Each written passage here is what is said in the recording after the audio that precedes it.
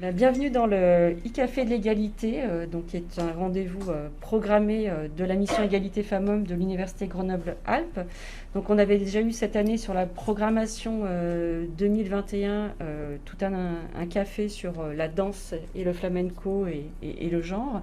On change de sujet aujourd'hui et avec grand plaisir sur toute une programmation autour des questions migratoires, et à la fois pour questionner effectivement la place des femmes dans ce parcours migratoire, parce que c'est un sujet évidemment d'actualité et de longue date, mais aussi avec une pensée pour les femmes afghanes aujourd'hui et leur situation vécue, qui est plus que complexe en termes de droits des femmes.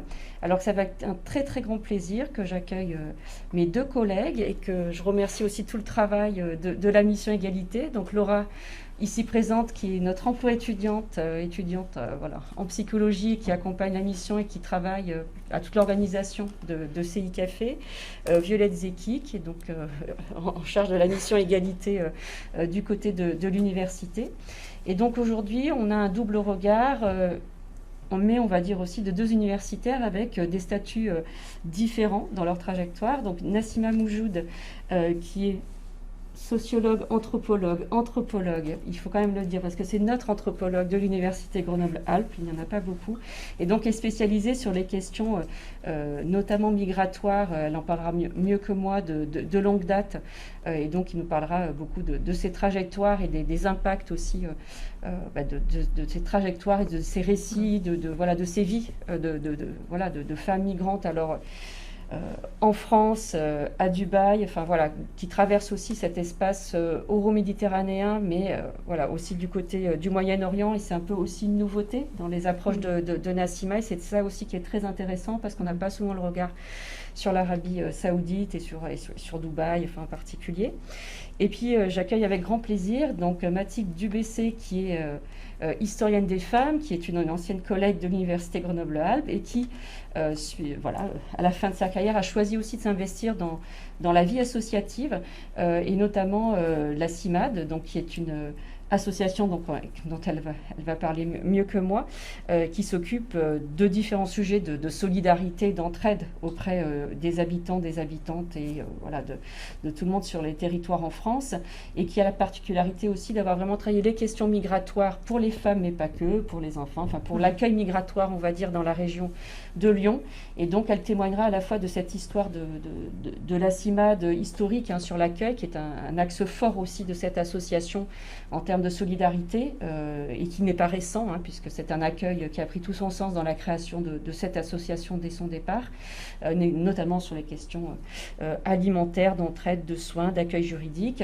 Et du coup, nous allons aujourd'hui échanger ces regards, et on se retrouve à 18h30 aussi par la présentation d'une pièce de théâtre, donc de la compagnie Les Noodles, donc c'est à l'Amphiveille, et qui va présenter le parcours au travers d'un récit théâtral d'un jeune Afghan, qui permet aussi de mettre en contexte d'une autre manière les questions migratoires. Donc je les remercie beaucoup d'être présente physiquement, et puis du coup pour ceux qui regarderont en replay sur la chaîne YouTube UGA et donc la playlist Égalité, du coup vous aurez l'occasion aussi de pouvoir écouter à tête reposée ces présentations qui, je suis sûre, seront passionnantes. Oui. Voilà.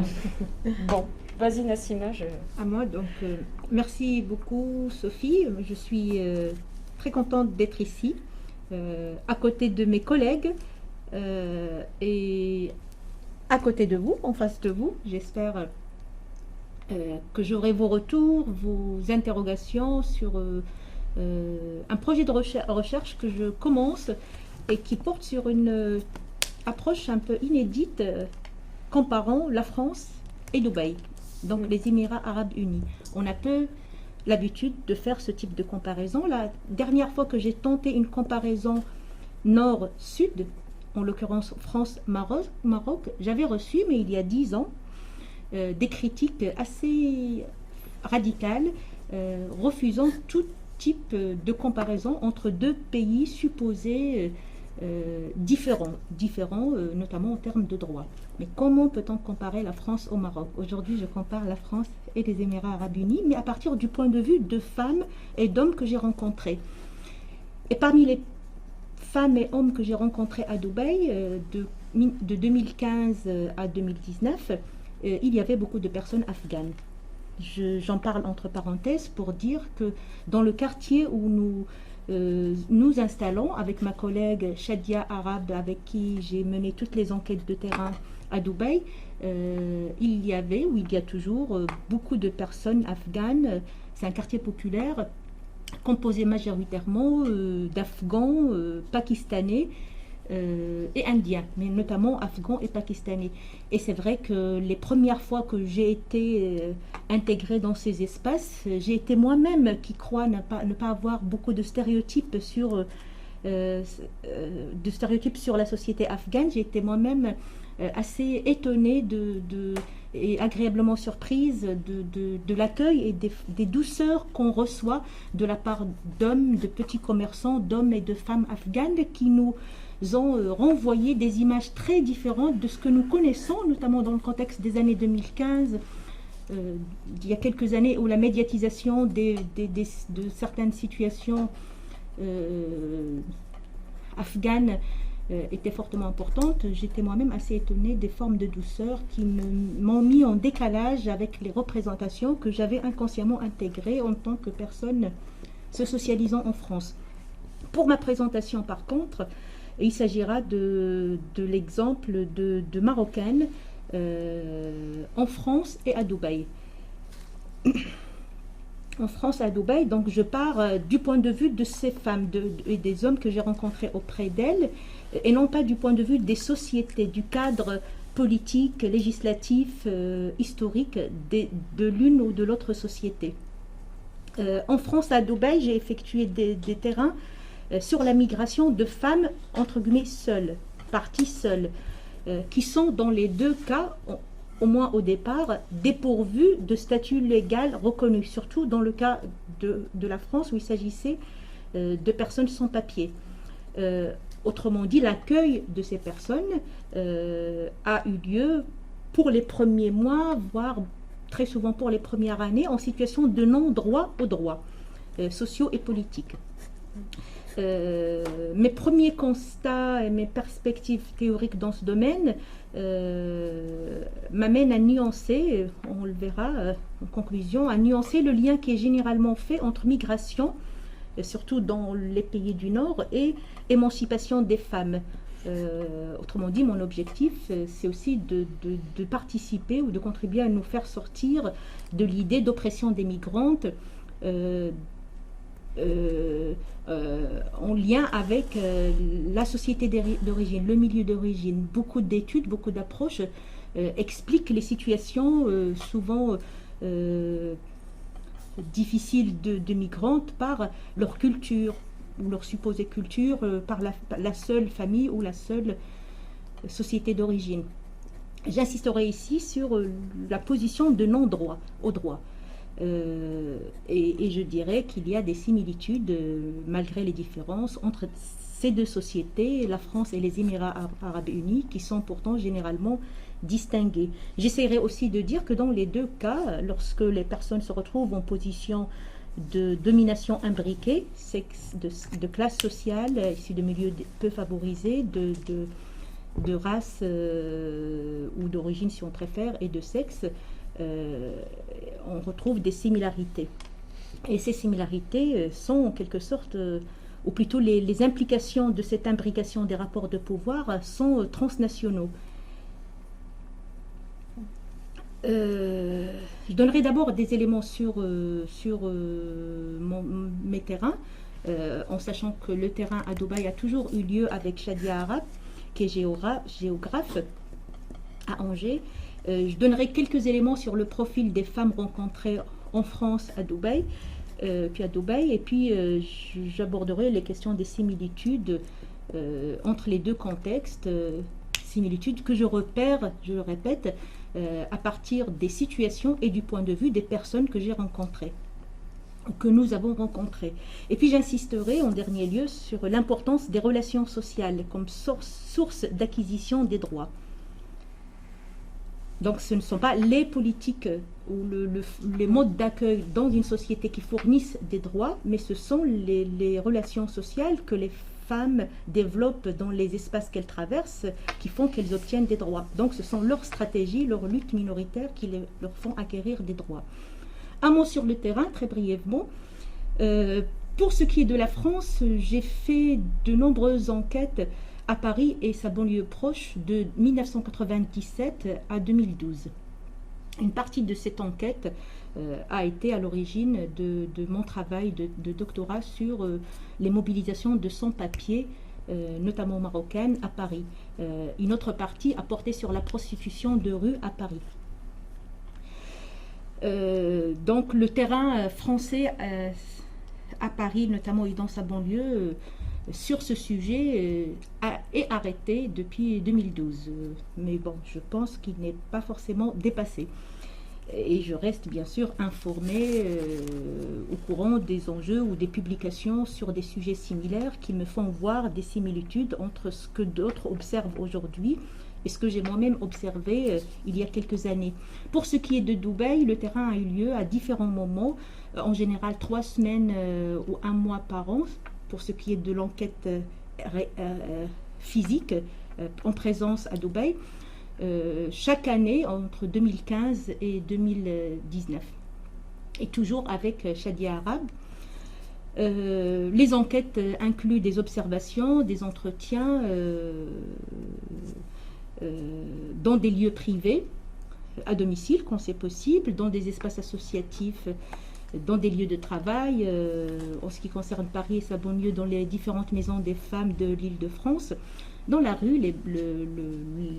voilà, les lieux de loisirs, le marché, et puis notamment dans le cas de Dubaï, sur Internet. Donc je ne suis pas très fan des pages Facebook et des différents dispositifs. C'est surtout, à vrai dire, c'est surtout ma collègue Shadia qui s'en occupe. Et que moi je procède autrement, notamment par téléphone quand il s'agit à distance ou par WhatsApp, mais nous avons fait un ensemble d'enquêtes sur Internet, notamment dans le contexte du Covid où on ne pouvait plus se déplacer à Dubaï. Là je donne des exemples de capture d'écran de pages Facebook sur lesquelles on a vu, et il existe beaucoup de pages comme celle-ci qui s'intitule Les Marocaines à Dubaï, ou bien Femmes marocaines à Dubaï, ou bien Vente de produits divers à Dubaï. Et ce type de support nous a été utile pour à la fois entrer en contact avec des personnes, les connaître, puis les rencontrer à Dubaï ou au Maroc, et parfois aussi en France, parce qu'il s'agit de personnes qui circulent parfois dans différents espaces nationaux et qu'on a rencontrées soit à Dubaï, soit au Maroc, surtout. Ces pages ou ces modes d'enquête nous ont aussi permis de communiquer virtuellement avec un ensemble d'actrices qui témoignent de leur trajectoire à Dubaï. Les principales caractéristiques de ces femmes, globalement, il existe beaucoup de similarités, en sachant que ce sont des femmes qui sont issues des mêmes milieux du Maroc. En général, nous n'avons pas rencontré une grande différence concernant le milieu d'origine.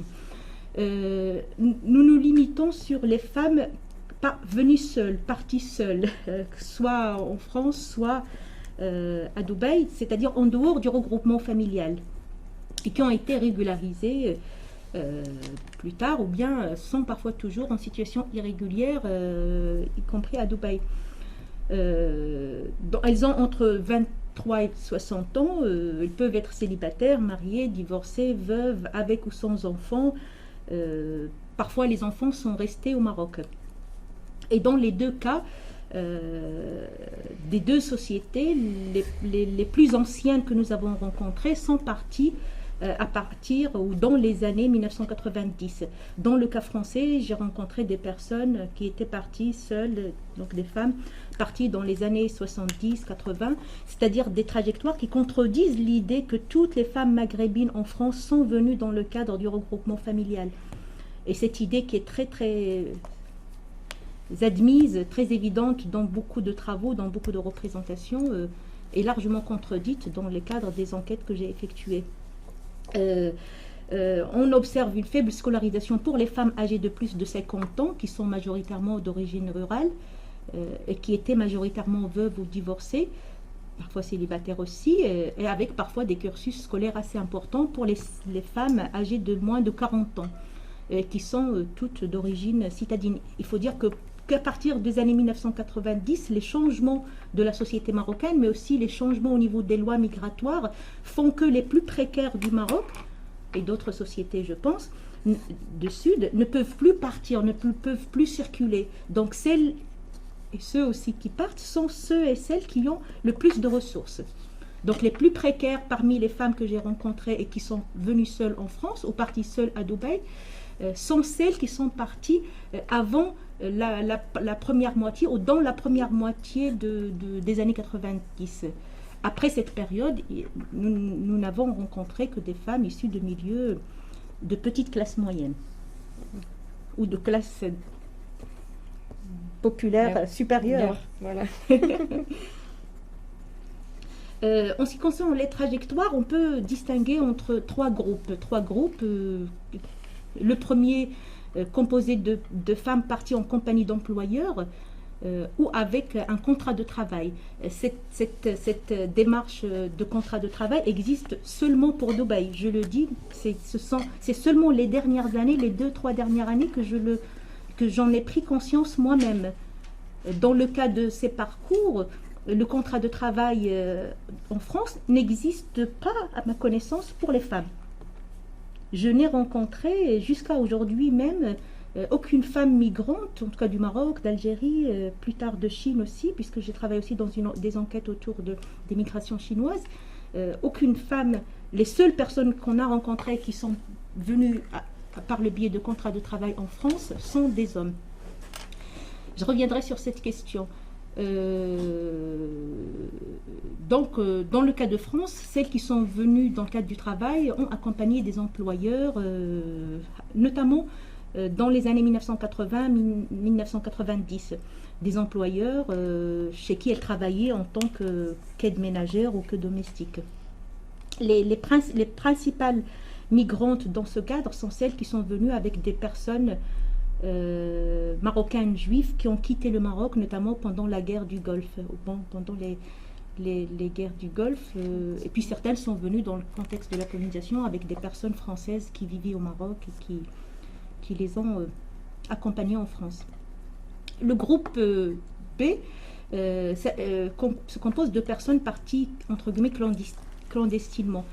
Dans la France, c'est avant la moitié des années 90, parce qu'il faut dire tout simplement, en tout cas personnellement, je ne rencontre plus de personnes, je n'ai jamais rencontré de personnes entrées clandestinement en France après ces années, moitié des années 90, et même dans les années 90, c'était très difficile, à part celles qui sont passées par l'Italie ou l'Espagne. Donc, ils ont eu des contrats, oui, justement, des contrats de travail. Dans les années 90, il était possible pour des personnes citadines, notamment des grandes villes du Maroc, d'acheter des contrats chez des employeurs italiens ou espagnols qui les commercialisaient, notamment à Casablanca. Et donc, ces personnes intéressées par les contacts qu'elles avaient en France et par la maîtrise du français, ont obtenu des contrats pour l'Espagne ou l'Italie, puis se sont installées ensuite en France. Dans le cas de Dubaï, nous n'avons pas rencontré de personnes entrées clandestinement. Par contre, des personnes devenues sans papier ou en situation irrégulière, si après, il faut dire que les formes de migration sont différentes, les trajectoires sont différentes. Le troisième groupe, qui est le plus important, c'est visa tourisme. Dans les deux cas, la plupart des femmes ont obtenu des visas tourisme, 1 mois, 2 mois, 3 semaines, et puis se sont installées et sont devenues sans papier, notamment en France. C'est la catégorie la plus répandue. Mais pour que ces femmes puissent obtenir un visa tourisme, il fallait avoir des ressources nécessaires qui permettent au consulat, qui permettent déjà de recevoir leur dossier. Donc, ils étaient salariés. Celles qui venaient avant les années jusqu'au début des années 2000, on trouvait parmi ces femmes des personnes qui étaient secrétaires, informaticiennes, pas ingénieurs, mais en tout cas avec un diplôme Bac+2, infirmières, notamment du service privé, commerçantes. Ce sont des catégories qui n'existent plus à ma connaissance dans les années 2000. Ce sont des catégories d'ailleurs qui n'obtiennent plus les visas pour la France depuis les années 2000. Autrement dit, j'allais dire les agitations actuelles sur la réduction des visas ne datent pas d'aujourd'hui, sont assez importantes et depuis une dizaine d'années, dans le cas du Maroc, on a des femmes qui parfois sont universitaires qui n'obtiennent plus le visa pour la France. Donc c'est quelque chose qui a été beaucoup renforcé ces dernières années. Pour Dubaï, le visa lié au travail ou en liens familiaux sont également importants. Des femmes ont obtenu des visas suite aux liens familiaux, ce qui existe aussi dans le cas d'Italie, qui conçoit les politiques migratoires de manière un peu différente et qui accorde jusqu'à aujourd'hui d'ailleurs des visas liés aux liens familiaux. Je ne parle pas de liens familiaux de parenté. Le regroupement familial est bien sûr important en France, mais il est défini autrement dans d'autres sociétés. En ce qui concerne les causes de départ, il faut dire que les motifs sont nombreux et mêlés. Et bien sûr, j'ai rencontré des femmes qui ont mis en avant certains motifs à un moment donné, qui ont, au bout de 3-4 rencontres, insisté sur d'autres. Et en tout cas, les motifs sont nombreux et mêlés. Une femme peut critiquer, par exemple, ou vouloir renoncer à certaines relations, par exemple familiales, à certains moments de sa mobilité, et les rechercher à d'autres.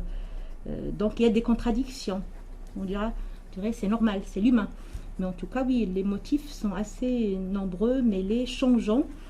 Et disons qu'on peut distinguer. Ça s'affiche plus. Ça s'affiche plus. Voilà, c'est peut-être juste ça.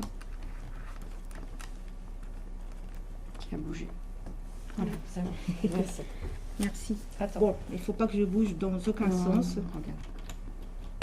C'est juste. C'est bon. Voilà. Merci, Sophie. Bon. Notons que là, les motifs sont imbriqués, sont nombreux, changeants. Mais on peut distinguer 4 situations. On peut dire migration entre guillemets économique, c'est-à-dire des femmes qui disent clairement qu'elles partent pour le travail, l'accès aux ressources, la formation. Je n'inclus pas les étudiantes dans mon échantillon. On a rencontré également des étudiantes à Dubaï. Et bien sûr, les Marocaines sont parmi les nationalités les plus nombreuses, parmi ceux et celles qui obtiennent des visas d'étudiants en France. Parmi les étudiants étrangers en France, on a beaucoup de Marocains. Ils sont, je pense, classés 2e après les Chinois. Ça dépend des années. Donc, ils ne sont pas inclus dans cet échantillon. Donc, migration économique, migration pour vivre mieux ou moins mal. C'est-à-dire désir parfois d'échapper au contrôle social, échapper à la stigmatisation. Par exemple, pour des femmes veuves et divorcées, c'est quelque chose qui a été très présente, notamment chez celles âgées de plus de 50 ans ou 60 ans. Désir d'échapper à des formes de contrôle sociaux pour des mères célibataires, veuves, divorcées, non mariées, par exemple, qui disent clairement qu'ils subissent une injonction normative à se marier, à être en couple ou parfois à avoir des enfants. Et c'est quelque chose qui est présent dans les discours des femmes sur les raisons de départ. Je ne veux plus entendre parler de mariage. On me demandait de se marier quand j'avais 20 ans, 30 ans. Après, on me disait qu'il fallait faire un enfant. Après, on me demandait à partir de 40 ans de faire le pèlerinage. Ça, c'est le propos qu'ont dit beaucoup de femmes qui différencient les injonctions selon les périodes. Et c'est quelque chose qui pèse. Et c'est toujours instructif de les entendre parler de ces motifs, toujours en nuançant, en mettant en avant l'imbrication avec d'autres motifs. Migration pour faire vivre mieux ou moins mal ses proches, notamment pour les mères à distance.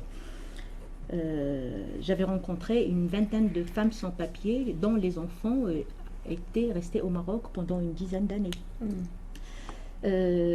Migration de regroupement familial ou amical, c'est-à-dire des femmes qui ont rejoint, regroupement officieusement, c'est-à-dire qui ont rejoint des proches, membres de la famille ou amis, qui sont installés en France ou à Dubaï. À Dubaï, je le dirai plus tard, on assiste vraiment à de réelles procédures de regroupement par les femmes, parce que les Marocaines à Dubaï sont pionnières des migrations marocaines sur place. Et peut-être, en tout cas, la majorité des enfants ou parfois des maris qui ont été regroupés l'ont eu par les femmes. Les femmes sont initiatrices de regroupement familial. Partent-elles seules? Seules, je le mets toujours entre guillemets, parce qu'il s'agit de migration en dehors du regroupement familial, c'est-à-dire que ce n'est pas des femmes qui partent ou en compagnie d'un conjoint ou d'un père, ou dans le cadre d'une procédure de regroupement familial. Elles partent entre guillemets seules, mais en lien avec des amis, des proches, et avec le soutien de proches. Donc les liens familiaux et amicaux sont nombreux et constituent même une ressource pour le départ. Ce sont des femmes qui n'auraient pas pu partir seules sans l'aide des proches au Maroc ou dans les sociétés d'arrivée. Donc les ressources des proches ont été utiles pour le départ. Ce qui nous amène aussi là à nuancer l'idée de contrôle ou d'empêchement de départ par la famille. La famille est dans tous les cas un soutien pour le départ ou dans le projet de départ. S'agit-il, peut-on parler d'une réduction du contrôle de la mobilité des femmes? Moi je dirais que l'exemple des Marocaines rencontrées, parties seules, montre que le contrôle des femmes se modifie, se transforme avec le temps, mais se renforce sous l'effet notamment des frontières et de l'État. Les restrictions pour le départ, pour les femmes que j'ai rencontrées, comme pour celles qui voulaient partir et qui sont au Maroc, qui voulaient tout simplement circuler, les restrictions relèvent des États et non pas des familles ou des proches, encore moins de la culture ou de la religion. Et donc, cela pose la question du statut. Dans le cas français, partir seul de milieu populaire signifie risque de devenir sans papier ou devenir sans papier. En tout cas, il y a une imbrication assez importante entre le fait de partir seul pour les femmes tout au long des dernières décennies tout au long des générations de femmes que j'ai rencontrées. Partir seul est synonyme d'être sans papier ou devenir sans papier. Partir dans le cadre du regroupement familial, c'est-à-dire partir dans le cadre d'une procédure légale qui est soumise à des conditions qui font que les personnes obtiennent des cartes de séjour, des récépissés à l'arrivée. Partir seul, pour ces femmes en tout cas, se traduisait par un statut de sans-papier. Un statut de sans-papier, et on peut donc s'interroger sur les effets des politiques migratoires qui ont historiquement défini les travailleurs étrangers au masculin. Il n'y a pas eu de politique migratoire française qui ont évoqué le travailleur étranger en incluant les femmes. C'est quelque chose qu'on évoque à mon avis très peu. Les politiques migratoires ont historiquement défini le travailleur au masculin. Et c'est ce qui explique que le regroupement familial a concerné surtout les femmes. Et donc là aussi, ce n'est ni la culture ni la religion, ce sont bien les politiques migratoires. Bien sûr, les choses vont se définir autrement. Par exemple, en Allemagne, les politiques migratoires ont dès les années 70 inclus les femmes pour des secteurs de travaux féminisés ou masculins.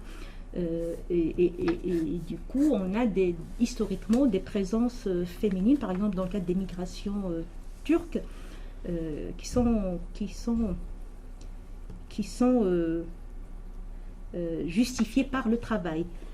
Ce justificatif, en tout cas ce motif, est très peu présent dans le cas français, à part bien sûr pour les cadres supérieurs, pour certains cadres supérieurs, mais là aussi, Claudie Le Cellier par exemple montre que la majorité de ceux qui migrent par le travail dans le cas français sont des hommes. Entre guillemets, seul et sans papier en France, qu'est-ce que ça implique au niveau des liens sociaux, au niveau social? Ça implique des trajectoires qui sont un peu distinctes de celles des familles anciennement installées. Les familles anciennement installées sont en général d'origine rurale, même si bien sûr les installations dans le cadre des migrations internes font que avec le temps ces familles ont des liens avec la ville au Maroc, mais n'empêche que historiquement dans les années 1950, 1960, 1970, les départs se faisaient des milieux ruraux de certaines régions du Maroc. Les femmes que j'ai rencontrées à Paris viennent des villes. Celles que j'ai rencontrées à Dubaï aussi viennent de villes. Dans le cas de Dubaï, elles n'ont pas de communauté marocaine sur place qui était anciennement installée, qui pouvait les accueillir ou les rejeter. Mais dans le cas français, il y a une communauté marocaine anciennement installée qui aurait pu les accueillir, mais qui, je l'évoquerai plus tard, produit plutôt des formes de stigmatisation des femmes parties seules. Peu de liens entre donc, les femmes rencontrées et les familles anciennement installées, et puis par ailleurs des formes de stigmatisation que j'évoquerai plus tard. Cela fait que ces femmes bénéficient ou plutôt d'un faible capital social. Le capital social est important pour s'insérer, pour s'intégrer dans une société, notamment dans un espace migratoire, notamment pour celles et ceux qui sont sans papier. Et donc ce faible capital social s'articule pour le cas des femmes parties seules, surtout lorsqu'elles sont primo-migrantes, avec la position de sans-papier. Sans-papier, c'est-à-dire légalement dépourvues ou privées de droit au séjour, au travail légal, à la santé, à l'accès au logement, à la justice, à la mobilité internationale. Le cas des mères sans-papier qui ont laissé leurs enfants au Maroc, elles ne pouvaient pas le voir. Et dans les premiers temps de mes enquêtes à Paris, il n'y avait pas WhatsApp, il n'y avait pas certains dispositifs, peu de communication. Donc, parmi la vingtaine de femmes, des mères dont j'ai parlé tout à l'heure, une partie n'a pas vu son enfant pendant plusieurs années. Celles qui ont pu ensuite les avoir ou les regrouper se sont remariées ou mariées et arranger les choses pour avoir leurs enfants à côté d'elles. Et dans ces deux cas, ou plutôt dans le cas français pour l'instant, les secteurs de travail auxquels s'orientent ces femmes sont des secteurs qui ne sont pas reconnus comme source de régularisation. Là aussi, c'est quelque chose auquel j'ai moi-même pensé il y a juste 2-3 ans. Je n'ai rencontré sur mon terrain aucune femme.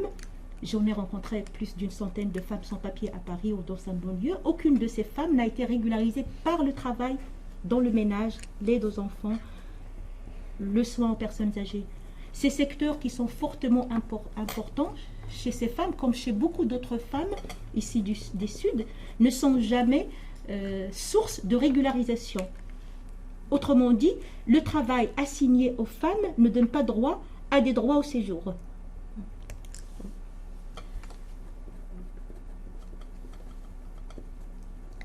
Dubaï. Pour ce qui est de Dubaï, les femmes rencontrées sont des pionnières et on a maintenant quelques travaux qui le confirment. Les premiers ou les principaux migrants marocains à Dubaï sont des Marocaines. Et les pionniers sont des femmes. Elles sont donc à l'origine du regroupement familial, comme je l'ai dit. On a rencontré des femmes qui ont regroupé leurs enfants ou bien des membres de la famille. Et bien sûr, des amis. J'aurais pu parler aussi de regroupement amical. Beaucoup de femmes ont regroupé des amis. L'amitié est très très importante dans le cadre dans les trajectoires migratoires. On en parle très peu, mais moi-même je me dis il faut vraiment que je développe cet aspect. Et je l'oublie, mais c'est quelque chose d'assez central dans les trajectoires migratoires. Dans le cas de Dubaï, on constate donc le regroupement familial et amical par des femmes, une forme d'insertion et de migration par le travail. Beaucoup de femmes, notamment dans les années 2000, qui sont venues à Dubaï, sont arrivées par le biais d'un contrat. Elles ont été recrutées notamment dans les écoles de tourisme, l'école d'hôtellerie ou de traduction, ou dans les études supérieures d'anglais, dans un contexte où il y avait une demande de personnes qui parlent arabe classique et anglais.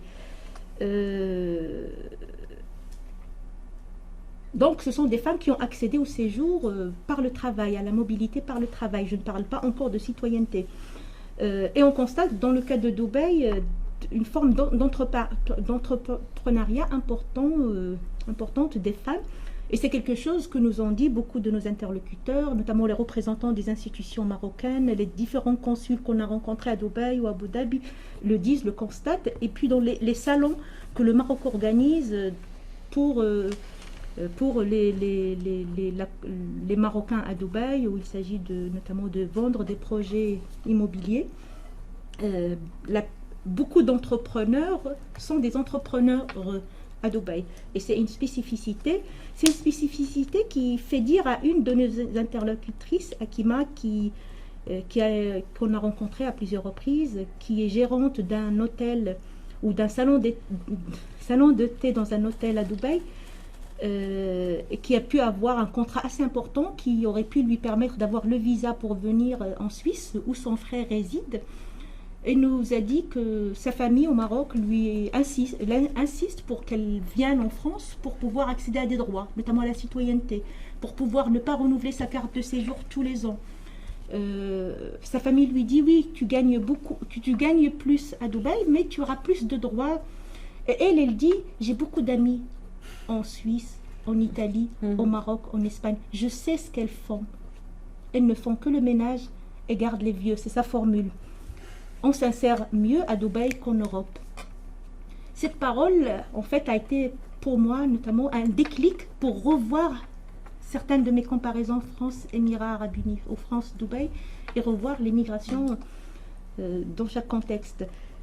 En effet, dans le cas de Dubaï, on a observé une diversité de trajectoires professionnelles, une diversité de parcours, et à vrai dire, des femmes issues du même milieu marocain, avec les mêmes qualifications, s'insèrent dans différents secteurs à Dubaï, s'insèrent notamment dans le tourisme, dans le champ du tourisme, dans sa diversité. Les Marocaines à Dubaï sont stigmatisées et assignées notamment à la prostitution dans certains discours à Dubaï, mais aussi au Maroc.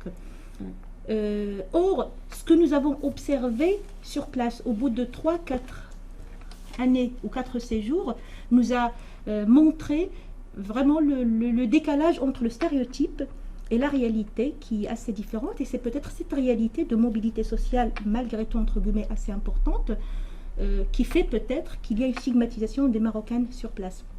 Et en tout cas, on a rencontré une diversité de trajectoires professionnelles.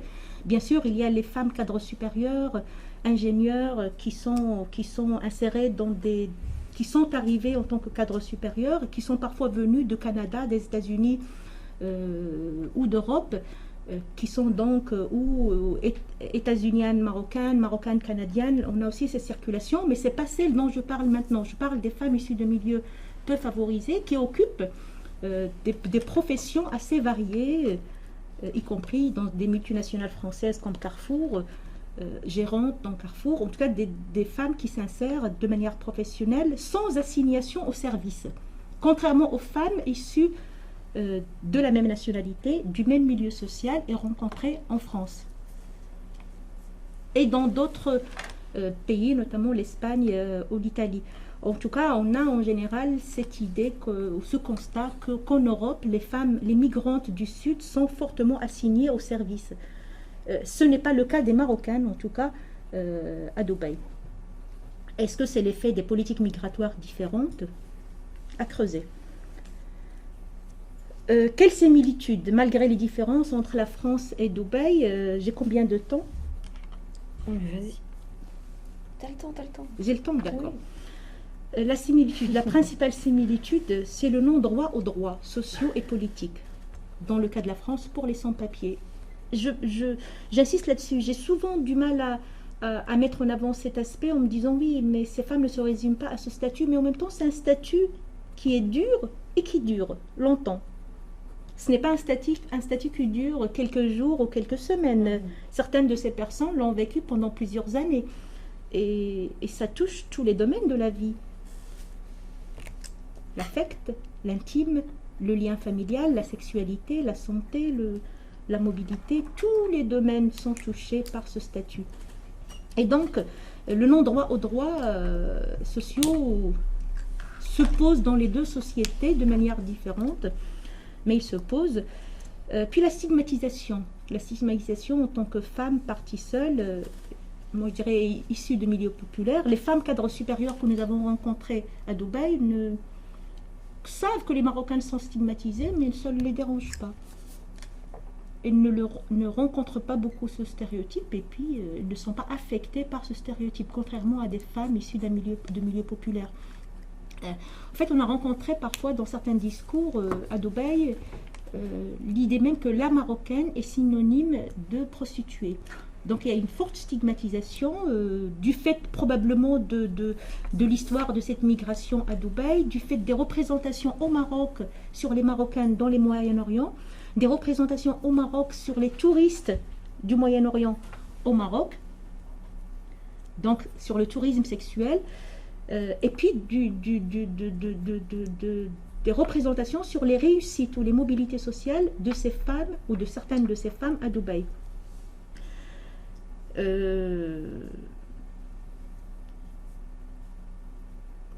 Cette stigmatisation existe aussi en France. Quand j'étais jeune étudiante et que je circulais entre les familles, des familles marocaines que je connaissais en banlieue parisienne et qui font parfois partie de ma propre famille, et mon terrain auprès de femmes marocaines venues d'autres régions du Maroc et installées seules à Paris, on m'avait souvent recommandé d'éviter ces femmes. Et donc c'est quelque chose d'assez fort, et peut-être dans l'avenir j'essaierai de creuser aussi sur les histoires de certaines mobilités marocaines, que ce soit en France, en Suisse, en Grande-Bretagne, mobilité de marocaines, notamment dans les années 70 et 80, en lien avec la prostitution riche. Est-ce que c'est lié à des formes de tourisme sexuel qui créent des représentations? Et bien sûr, la stigmatisation concerne toute la mobilité des femmes, comme le dit Gail Feterson, le stigmate est généralisé. Mais en tout cas, oui, il peut être questionné en lien avec certaines histoires migratoires. Dans le cas du Maroc, par rapport par exemple à l'Algérie, ou à la Tunisie, ou à d'autres pays. Il faut dire que même parmi les migrantes, les rares migrantes algériennes ou tunisiennes que nous avons rencontrées dans des espaces de loisirs à Dubaï, certaines se présentent comme marocaines. Et c'est quelque chose que nous avons nous-mêmes constaté ou que d'autres nous ont dit sur l'identification marocaine comme stigmate à Dubaï. Les femmes les plus précaires sont dans les deux cas orientées vers des activités dévalorisantes, services sexuels dans les deux pays, ou domestiques dans le cas de la France. Dans le cas de Dubaï, en fait, nous n'avons rencontré aucune femme marocaine qui travaille dans les services domestiques. Peut-être c'est quelque chose qui existe dans les milieux les plus riches à Dubaï, parmi des élites où entre guillemets, des pratiques culturelles, culinaires marocaines sont très valorisées. Et c'est vrai que nous avons nous-mêmes constaté une valorisation de certains produits marocains et une valorisation disons que entre guillemets, normes féminines marocaines à Dubaï, une valorisation qui accompagne la dévalorisation et la stigmatisation. Et ce sont d'autres migrantes, notamment philippines, qui sont assignées aux services domestiques. Ce n'est pas le cas de Marocaines à Dubaï. Et c'est peut-être ce qui se joue en leur faveur pour s'insérer dans d'autres espaces professionnels. C'est ce qui peut-être, n'est-ce pas? C'est ce qui explique peut-être la diversité des inscriptions professionnelles. Et j'insiste sur cette diversité qui m'a moi-même étonnée, entre guillemets, dans le sens où il s'agit de diversité que je n'ai pas observée ni lue dans les contextes français, européens en général.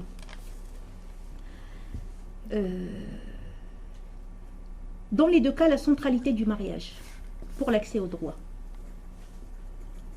La centralité du mariage et des relations sociales. Dans le cas français, parmi la centaine de femmes sans papier rencontrées, l'écrasante majorité de celles qui sont sorties du statut de sans-papier se sont mariées. De différentes manières et pour différentes raisons. Mais l'accès aux droits se fait par le mariage.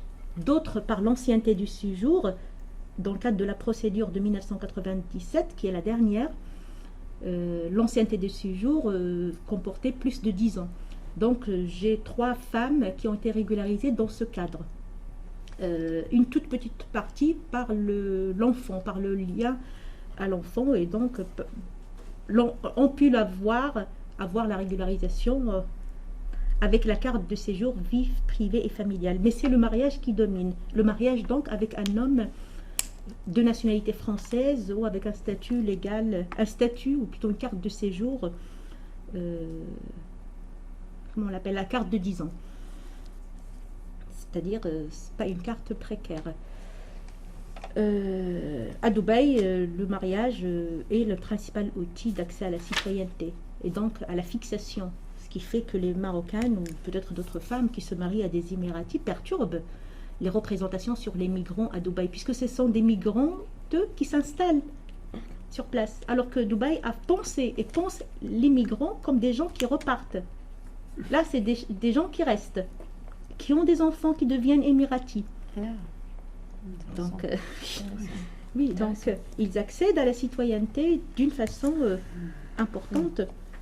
Donc, elles sont parties pour rester. Après, bien sûr, nous avons rencontré des femmes, notamment une dizaine, qui ont vraiment circulé, qui passent de Dubaï à l'Angleterre, de l'Angleterre à d'autres pays. Le lien, pas pour celles qui sont mariées avec des hommes favorisés, les circulations internationales sont importantes. Donc, l'accès à la citoyenneté aussi est défini par le mariage. Donc, on constate dans les deux cas une forte importance des relations sociales et donc des stratégies individuelles. Mais avant de continuer sur cette idée, un mot sur les stratégies collectives, les luttes collectives. Dans le cas français, ce que je déduis de ma dizaine d'années de terrain et d'enquête et d'entretien sur ce sujet, dans différents espaces parisiens et de banlieues parisiennes, c'est la difficile implication dans les luttes collectives. Je n'ai pas rencontré des femmes sans papier qui étaient fortement impliquées ou qui expriment une grande confiance dans leur implication dans les luttes collectives. Elles traversent les espaces concernés, mais en retrait et tout en mobilisant d'autres ressources. Et très simplement, je n'ai jamais rencontré de femmes sans papier qui ont été régularisées par le biais des espaces de lutte collective qu'elles traversent, puisque c'est le mariage qui domine. Donc ces espaces sont des sources d'information, mais ne permettent malheureusement pas la régularisation, et les femmes le savent. Donc une participation faible dans ces différents espaces. Dans le cas de Dubaï, pas de mobilisation collective. Les choses sont claires.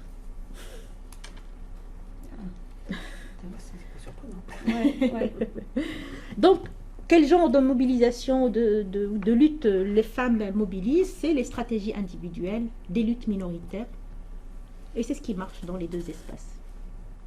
Donc, des luttes définies par leur position entre guillemets, victime. Je n'aime pas beaucoup ce mot, mais bon, disons que la formule empêche le regard victimisant, donc victime de domination imbriquée. Ce ne sont pas n'importe quelles femmes, ce ne sont pas n'importe quelles migrantes, et ce ne sont pas n'importe quelles, entre guillemets, pauvres. Donc, leur situation imbrique des effets qui sont liés à la fois à la classe sociale, au sexe et à l'origine. Elles inventent des stratégies adaptées. Autour du mariage, les stratégies sont diverses et multiples. Je pense que les réformes même de certains droits ou de certaines pratiques législatives, notamment pendant ou sous le gouvernement Nicolas Sarkozy, en 2005 notamment, 2006, 2007, il y a eu beaucoup de changements au niveau des consulats marocains à Paris. Les consulats ont reçu des consignes de la part du ministre ministre de l'Intérieur pour changer les règles de conversion. Et pour qui les règles de conversion à l'islam, pour qui les règles de conversion s'imposent? C'est pour les femmes, puisque les hommes peuvent, d'un point de vue religieux, se marier avec des femmes des autres religions. Pour les femmes, les choses sont différentes du point de vue de la loi religieuse adoptée officiellement par le Maroc. Les hommes non musulmans doivent se convertir. Les choses se faisaient très simplement pour les femmes que j'ai rencontrées qui étaient mariées avant 2005. À partir de 2005, c'était une formalité avant 2005. Je me convertis à l'islam, ça suffisait. À partir de 2005, les choses se sont rigidifiées et beaucoup de femmes n'ont pas obtenu l'acte de conversion, donc la possibilité de se marier, parce qu'elles doivent d'abord, comme tous les étrangers vivant en France, doivent se marier d'abord dans le consulat du pays d'origine ou au pays d'origine avant de justifier leur demande auprès des autorités françaises. Donc beaucoup de femmes n'ont pas pu se marier à des hommes non musulmans dans ce contexte.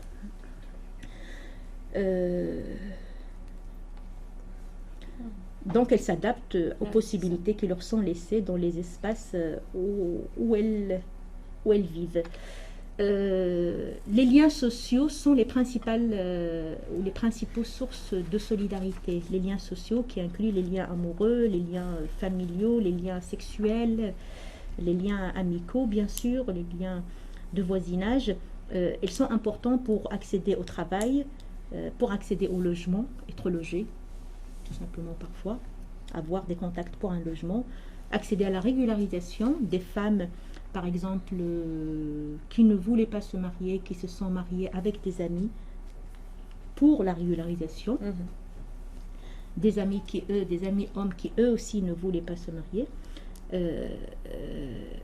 Le maintien des liens avec les proches laissés au Maroc se fait aussi par le biais de liens de solidarité. J'aurais dû rajouter WhatsApp, mais bon. Les normes familiales sont importantes donc pour accéder à des droits. 5-6 minutes, très bien. D'accord, merci Sophie. Oui. Donc les normes familiales se posent et parfois s'imposent à certaines femmes. Disons que pour le cas français, les lois migratoires font dépendre le statut légal d'un mari, d'un enfant, même si la loi n'est pas sexuée. Mais les faits font que ce sont majoritairement les femmes qui bénéficient du regroupement familial. En tout cas, les lois font dépendre le statut du partenaire ou d'un enfant né sur le sol français, reconnu par le père. Pas n'importe quel enfant né sur le sol français, parce que le droit au sol est à nuancer. Les principaux travaux, généralement occupés par ces femmes, comme je l'ai dit, ne donnent pas lieu à la régularisation, donc ne donnent pas lieu à l'accès à la citoyenneté. Certaines femmes se sentent, des femmes divorcées, ne voulaient pas se remarier. Et des femmes avaient dit clairement qu'elles sont forcées à se marier. Et en tout cas, à exprimer, parfois un désir de se marier ou d'avoir un enfant pour pouvoir accéder à la régularisation. Après, bien sûr, les raisons sont toujours nombreuses et mêlées, mais cette question se pose. Et donc, on peut dire que les lois migratoires forcent des femmes à se marier. Les lois migratoires les incitent en tout cas à choisir des stratégies matrimoniales ou procréatives, ou en tout cas à les définir ou à redéfinir dans ce contexte migratoire. Et c'est ce que montrent d'autres chercheurs, comme Sabine Lamour sur les Haïtiennes à Paris, où elle dit clairement que des femmes se marient ou ont des enfants conformément à des attentes migratoires. À Dubaï, les choses sont différentes. C'est le mariage avec des Émiratis. Le fait d'avoir un enfant avec un homme d'une autre nationalité ne pose pas les choses de la même manière. Et le mariage est le seul lien qui peut faire accéder à une installation stable, fixe, à la fixation et à la citoyenneté pour les enfants. Donc des Marocaines ont des enfants émiratis, sont devenues parfois elles-mêmes citoyennes ou émiratis, alors qu'elles sont à Dubaï depuis quelques années. Alors, et puis par ailleurs, on sait très bien que par exemple les descendants de migrants, par exemple indiens, qui sont nés à Dubaï ne peuvent pas accéder à la citoyenneté, comme d'ailleurs d'autres migrants, mais je donne l'exemple des migrants indiens qui sont quantitativement plus importants. Et donc ces femmes, comme je l'ai dit, perturbent un peu les lois migratoires et les règles de citoyenneté à Dubaï. Et d'ailleurs, on assiste très souvent à des campagnes, notamment en Arabie Saoudite, à des campagnes contre le mariage de Saoudiens à des Marocaines. La figure de Marocaine apparaît souvent dans des campagnes par Internet ou dans les journaux des Émirats et surtout d'Arabie Saoudite, qui est très voisine. Beaucoup de Saoudiens font le tourisme à Dubaï et beaucoup de Marocaines que nous avons rencontrées sont avec des Saoudiens vivant à Dubaï. Les circulations sont assez importantes et dans ces différents pays du Golfe Persique, la question du mariage des Marocaines avec des nationaux se pose souvent dans les médias et dans des campagnes par des femmes et des hommes, des journalistes, et crée parfois des polémiques assez particulières, assez significatives. Donc, dans les deux cas aussi, une autre similarité, c'est l'usage de la sexualité. La sexualité au sens large comme notion, et pas forcément pratique sexuelle, l'usage de la sexualité dans le cadre d'espaces de loisirs, de danse, l'usage du corps. Cet usage donne accès à un panel d'avantages qui dépasse le seul accès à une régularisation, l'accès à un logement, ce sont des choses que je décris à partir de mes constats de France et de Dubaï, l'accès à un logement, c'est-à-dire avoir un espace privé et plus confortable, l'accès à des ressources économiques qui vont des gains liés à la prostitution, au simple avantage de pouvoir économiser les frais du logement, de nourriture, si on habite chez un homme. Cela offre aussi la possibilité d'envoyer plus d'argent au pays, qui est un des rôles principaux des migrants, quels qu'ils soient. Entre guillemets, quels qu'ils soient. En tout cas, globalement, la migration est une ressource, d'ailleurs, officiellement définie comme telle par les institutions internationales. C'est une ressource pour les populations des pays du Sud. Donc, il s'agit de remplir ainsi des rôles sociaux, maternité à distance, et également d'acquérir une certaine reconnaissance sociale. Pour conclure, et j'espère avoir respecté les 5 minutes annoncées par Mathilde, en fait, on suppose souvent que la migration est une chance pour les femmes. L'idée d'effet de la migration sur les femmes se pose dans beaucoup de recherches. Les recherches les plus critiques sont bien évidemment nuancées, d'autres le sont moins. Moi, je dirais que voilà, cette idée pose aussi le paradigme évolutionniste. De quelle femme s'agit-il? Les femmes dont on parle ne sont pas n'importe quelle femme. On ne va pas parler d'une ambassadrice marocaine ou sénégalaise en France comme on parle d'une femme de ménage marocaine ou sénégalaise. Donc les situations ne sont pas les mêmes. L'ambassadrice marocaine ou sénégalaise en France vit des choses qu'elle aurait pu vivre ou qu'elle vit déjà au Maroc ou au Sénégal. La femme de ménage au Maroc, marocaine en France ou sénégalaise au Maroc, vit des difficultés qu'elle a peut-être aussi connues au Sénégal ou au Maroc. Donc oui, il ne s'agit pas de n'importe quelle femme. Et cette focalisation sur l'idée d'émancipation par la migration pose la question de la prise en compte de l'intersectionnalité, donc du coup de la position des femmes dont on parle, mais aussi la question de qu'est-ce que l'émancipation, qu'est-ce que l'émancipation n'existe-t-elle pas dans les pays d'origine? Existe-t-il forcément dans les pays du Nord, entre guillemets, avec bien sûr l'émancipation comme catégorie de discours et non pas comme j'aurais pu la mettre elle aussi entre guillemets. En tout cas, oui, de mon point de vue, voilà, de quelle femme parle-t-on, de quelle personne parle-t-on? Et la position d'irrégularité, donc du statut de sans-papier ou d'absence de citoyenneté ou de droit, permettent de déconstruire clairement cette idée d'émancipation. Comment peut-on s'émanciper en étant sans-papier, en étant mise à l'écart des droits? dans une société où les droits se posent et s'imposent pour toutes et tous. Donc les alternatives laissées aux migrantes peuvent difficilement être qualifiées d'émancipatoires. Elles ont du mal les femmes concernées ont du mal à coïncider mobilité géographique et mobilité sociale, notamment dans les contextes de précarité que je décris. Et qu'est-ce que nous apporte la comparaison France-Dubaï du point de vue bien sûr des femmes et non pas de l'histoire de ces sociétés ou de leur politique ou de leur économie? Ce qui nous importe, c'est des nuances sur les représentations de certains espaces migratoires, notamment du Moyen-Orient, donc des nuances sur ces sociétés où, là aussi, j'avoue moi-même un étonnement, beaucoup de femmes nous ont parlé de liberté. Il nous a fallu du temps pour accepter, consciemment ou inconsciemment, cette idée de liberté de ces femmes à Dubaï. Donc, c'est un terrain qui nous a confrontés à beaucoup d'étonnement parce qu'on était, Shadia Arabe et moi-même, à la fois marocaine et française. Donc nourrie par les représentations au Maroc, du Maroc et de France. Elles se croisent. Donc cette comparaison montre aussi le rôle central des stratégies des femmes, de leur lutte dans les différents espaces qu'elles traversent. On ne leur offre pas les choses sur un plateau, on ne leur offre pas les droits sur un plateau. Elles se mobilisent des ressources, se solidarisent entre elles avec d'autres pour obtenir des droits. Et je vous remercie. Merci beaucoup Nassima. Merci à vous.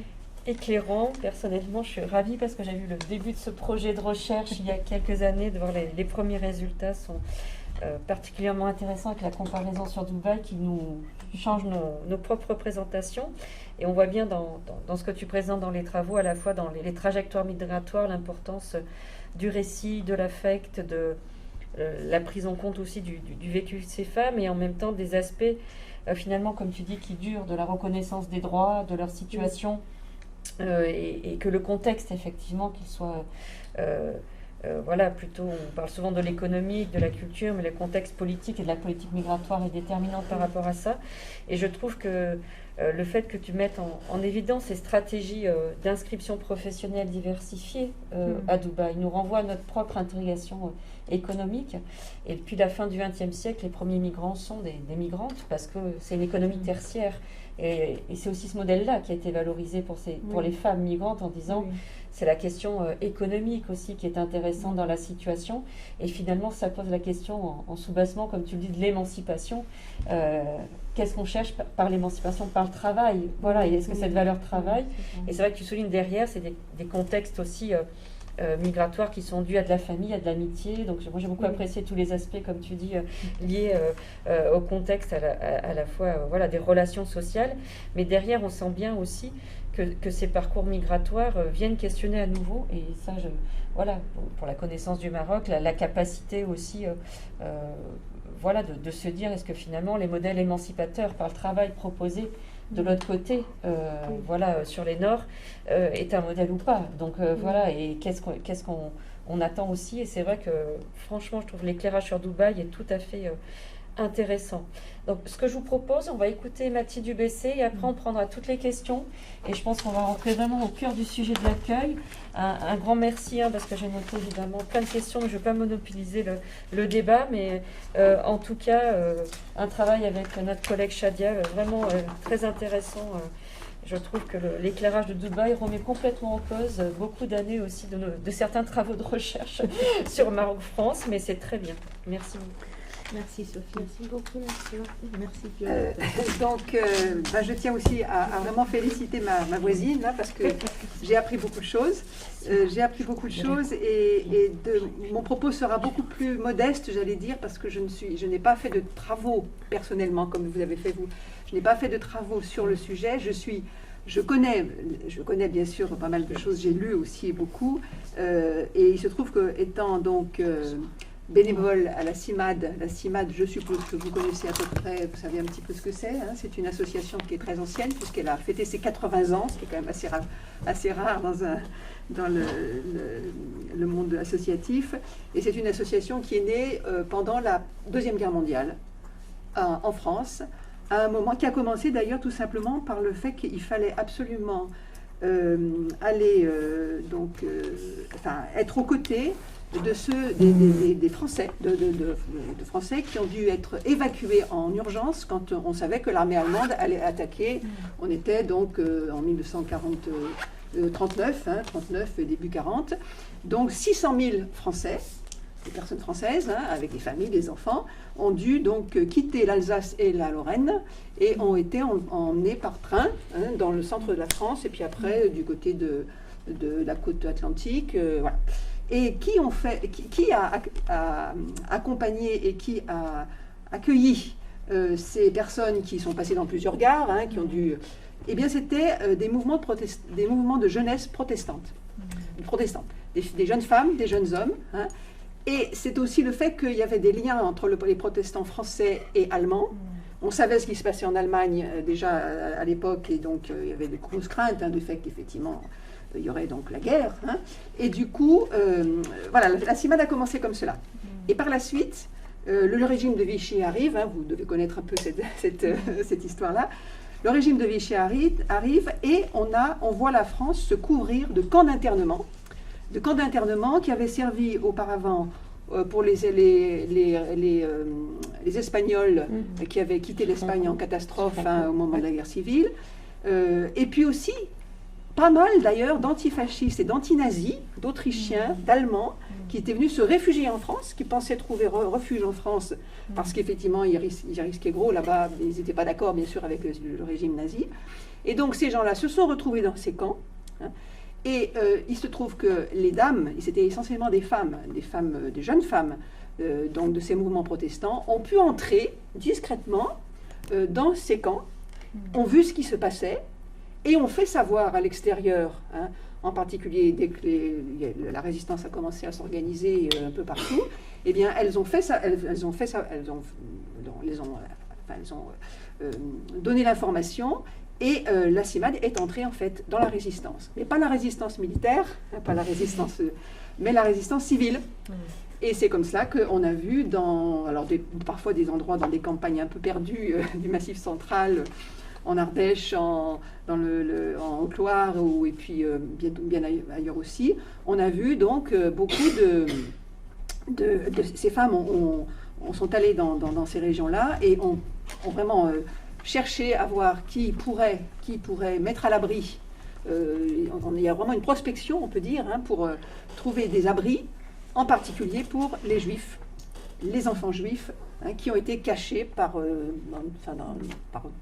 ils étaient très nombreux, effectivement, ces familles et ces enfants, et puis aussi cachés aussi des Italiens fascistes, antifascistes et des Espagnols qui avaient donc quitté l'Espagne à cause de Franco. Et du coup, voilà, donc la CIMAD a commencé comme ça. C'était une organisation humanitaire, c'était vraiment de l'humanitaire, mais aussi déjà politique. Il y avait déjà quand même clairement une protestation très forte, et en particulier le fait qu'on était là vraiment devant une situation de non-droit, l'absence totale de droit pour ces personnes enfermées. Et d'ailleurs, la CIMAD a été encore aujourd'hui d'ailleurs, très attentive à la question de l'enfermement. Vous savez qu'aujourd'hui, nous avons des centres de rétention dans tous nos aéroports, pratiquement, où effectivement des gens sont parce qu'ils étaient sans papier, parce que ceci, cela, eh bien, on les parque, et maintenant, c'est jusqu'à 90 jours, et il y a des enfants dans ces lieux. C'est des familles, parfois, qui sont là. Voilà. Alors, donc, grosso modo, la CIMAD continue à travailler d'une certaine manière dans le fil de ce qui s'est passé depuis les années 30-40, là. Et donc, elle se définit comme une association qui est aux côtés, qui travaille aux côtés des personnes migrantes, pour les aider, pour les accompagner dans leur volonté, leur démarche de pouvoir accéder aux droits. C'est l'accès aux droits et c'est le respect des droits de l'homme avec, je dirais, des hommes et des femmes, d'ailleurs, maintenant des droits humains plutôt. C'est cette volonté et aussi d'ailleurs d'interpeller assez régulièrement les autorités pour que quand même, par exemple, nos préfectures ne facilitent pas, on le sait bien, C'est vrai que c'est très compliqué pour beaucoup de gens, et en plus on vient de vivre une période quand même très difficile avec la pandémie, et c'est pas terminé. Et on a vu que la fameuse dématérialisation qui oblige à maintenant, quand on s'adresse à la préfecture, tout passe par Internet, tout passe par des procédures qui sont très complexes, qui fait que même nos bénévoles, pourtant bien outillés, parfois n'y arrivent plus. Hein, quand la bande parle, comment ils appellent ça, la bande roulante circule, et que là on n'a même pas le temps de cliquer au bon moment, donc il faut tout recommencer. Donc nos bénévoles ont beaucoup peiné, ça a été assez compliqué. Hein. Heureusement, on recommence aujourd'hui, donc, parce que sur Lyon, par exemple, pour vous donner juste une petite idée, il y avait 6 permanences, donc, dans la métropole lyonnaise, et on avait quand même beaucoup de monde dans nos permanences. Et on voyait du monde, et moi j'ai pratiqué la permanence, juridique, comme on l'appelle. Je l'ai pratiqué pendant 3 ans et demi, et je vous assure que j'ai appris énormément et été parfois aussi très impressionnée par ces femmes et ces hommes qui nous arrivaient. Par ces femmes qui nous disaient, mais moi madame, vous savez, j'ai fait mes études, des femmes du Congo, des femmes on avait beaucoup de personnes qui venaient d'Afrique subsaharienne, et puis aussi bien sûr du Maghreb, et on voyait des femmes qui étaient vraiment... qui avaient tout à fait vraiment envie de pouvoir s'installer, qui parlaient un excellent français. Elles faisaient les liaisons, les dames d'Afrique, elles avaient des manières de parler, on était impressionnés. Elles arrivaient pour certaines quand même aussi avec pas mal de petits gamins, avec des poussettes, et souvent des enfants qui étaient restés au pays. Et il y avait ce problème du regroupement familial, tu l'as évoqué. Et puis il y avait aussi, c'est vrai, le fait que on peut dire qu'il y avait une sorte de stratégie plus ou moins claire, mais qui faisait que des femmes rencontraient un Français, finalement on se mariait, et puis comme ça, le bébé qui allait naître, et ben le bébé, il avait la nationalité du papa, et donc on avait beaucoup de femmes, on avait beaucoup donc de femmes étrangères, donc migrantes, qui avaient un bébé français, donc pour lesquelles c'était effectivement ça facilitait beaucoup quand même le fait que, le titre de séjour pourrait arriver. Bon. À la préfecture de Lyon, le personnel parlait des bébés titres de séjour. Mais alors, nous, on trouvait ça un peu scandaleux, mais c'est vrai que d'une certaine manière, quand tu as parlé de stratégie tout à l'heure, c'est vrai que le fait qu'il y ait des mariages qui parfois d'ailleurs après, c'était un petit peu chaotique, ça marchait pas toujours, ça marchait pas toujours. Il se trouve que moi j'ai suivi une centrafricaine justement qui a été dans cette situation-là. Et finalement, elle était très inquiète parce qu'il n'y avait plus de contact avec le père, donc il y avait quand même des contrôles. Et finalement, ça s'est résolu parce que ça faisait quand même 5 ans qu'elle s'occupait de ses petits, qu'elle vivait dans un village dans la banlieue, dans la campagne lyonnaise, dans l'ouest lyonnais. Et finalement, elle a eu sa carte de 10 ans et on était tous ravis. Mais c'était vraiment limite. Voilà. Donc, à la CIMAD, on voit passer énormément de monde, des femmes et des hommes venant d'un peu partout. Alors, on voit assez peu de Marocains et Marocaines, d'ailleurs. On voit plus d'Algériens et d'Algériennes. Et je me souviens aussi de ces couples, une fois, un couple de jeunes Algériens qui venaient de Kabylie, qui débarquent à Villeurbanne, donc à la permanence, et puis qui me disent, mais nous, madame, nous, on veut vivre en France, parce que là-bas, au pays, il y avait visiblement des conflits familiaux très importants. Et donc, c'était pour ça qu'ils étaient partis. Et là, c'était un peu compliqué aussi donc, on a expliqué qu'effectivement, ça prendrait du temps quand même de pouvoir arriver à la... Mais il y avait vraiment, chez des jeunes du Maghreb, je pense, algériens et tunisiens plutôt que les Marocains, on sentait une envie de liberté, d'arriver en France et de pouvoir peut-être, mais bien sûr avec peu d'éléments au départ pour ce fameux titre de séjour. Alors, quand on parle d'accueil, il se trouve aussi que dans nos grandes villes, il y a un gros point noir qui est tous ces jeunes, alors pour le coup mineurs, qui débarquent, qui arrivent en assez grand nombre d'ailleurs, essentiellement d'Afrique subsaharienne. On a beaucoup de Maliens, beaucoup de jeunes. Et ces jeunes sont dans la rue. Parfois, effectivement, on arrive à avoir des hébergements selon nous à Lyon, par exemple, la nouvelle municipalité avait quand même fait un effort dans l'été, donc qui vient de passer, pour ouvrir vraiment un lieu où ces jeunes puissent avoir une vie un petit peu plus normale quand même que d'être dans la rue sous les tentes. Et puis bon, ben c'est devenu un petit peu compliqué à l'automne. Et c'est comme ça qu'on a des squats. On a des squats avec des jeunes mineurs, enfin des jeunes qui ont effectivement, ils ont leur papier avec eux, des jeunes donc qui, ben, ils grandissent aussi maintenant. Hein, je veux dire, ils vont devenir majeurs dans pas très longtemps, et on est assez inquiet parce que à la majorité, c'est là qu'il y a le risque effectivement qu'ils ne puissent pas. Ils pourraient être expulsés, hein, on en est là hein, parfois. Hein. Donc là, bon, les associations comme la CIMAD, eh ben, on est parfois un petit peu sur le grill, là, parce qu'on se rend bien compte que c'est compliqué. Enfin bon, récemment, on a quand même eu à Lyon, une petite annonce quand même avec un report hein, pour un squat qui risquait d'être supprimé, enfin, évacué. Voilà. Alors, comme dans les squats d'ailleurs, très peu de femmes, très peu de filles. Hein. Et là, c'est assez net que, en général, ce sont les associations ou même les gens du quartier, quand ils connaissent un petit peu la situation, qui font le possible pour trouver des hébergements pour les filles, pour les jeunes filles. Alors, c'est un petit peu bon, il y a des choses qui peuvent se discuter parce que ces jeunes filles, on craint pour elles qu'effectivement, s'ils sont dans un squat où il y a massivement des jeunes, bon, il y a des risques de viol, il y a des risques de... Il faut le dire, hein, c'est quand même un petit peu le problème. Et puis, ces jeunes filles, le problème, c'est qu'on les met dans des hôtels ou dans des lieux où elles sont à l'abri, mais elles sont toutes seules. Donc la solitude et du coup, il faut reconnaître effectivement aussi qu'on est parfois un petit peu désemparé devant le fait qu'effectivement, il y a peu du côté des autorités municipales, autorités à l'échelle de la région. Alors je ne vous dis pas, la région en Alpes-Auvergne, il n'y avait vraiment pas beaucoup de soutien. Vous savez pourquoi, hein, politiquement parlant. Notre président, le président donc, de région, ne s'intéressait pas du tout à la question et même ne voulait pas entendre parler de ces jeunes, tout ça, qui arrivent en nombre en plus et qui risquent... Enfin bref. Alors, donc moi, j'ai pu voir effectivement le courage, la détermination hein, de ces femmes dans nos permanences. Alors par ailleurs, je me suis interrogée sur un autre élément il se trouve qu'on a une revue qui s'appelle Les Carnets d'identité, tu la connais peut-être, oui, hein, et dans cette revue, j'ai trouvé beaucoup d'éléments et on avait fait dans une sorte d'introduction générale, on s'était posé la question de l'invisibilité, visibilité ou invisibilité des femmes migrantes. Hein. Alors là, je vais vous faire un petit retour en arrière. Et ça, c'est un peu l'historienne qui parle, là, je le reconnais.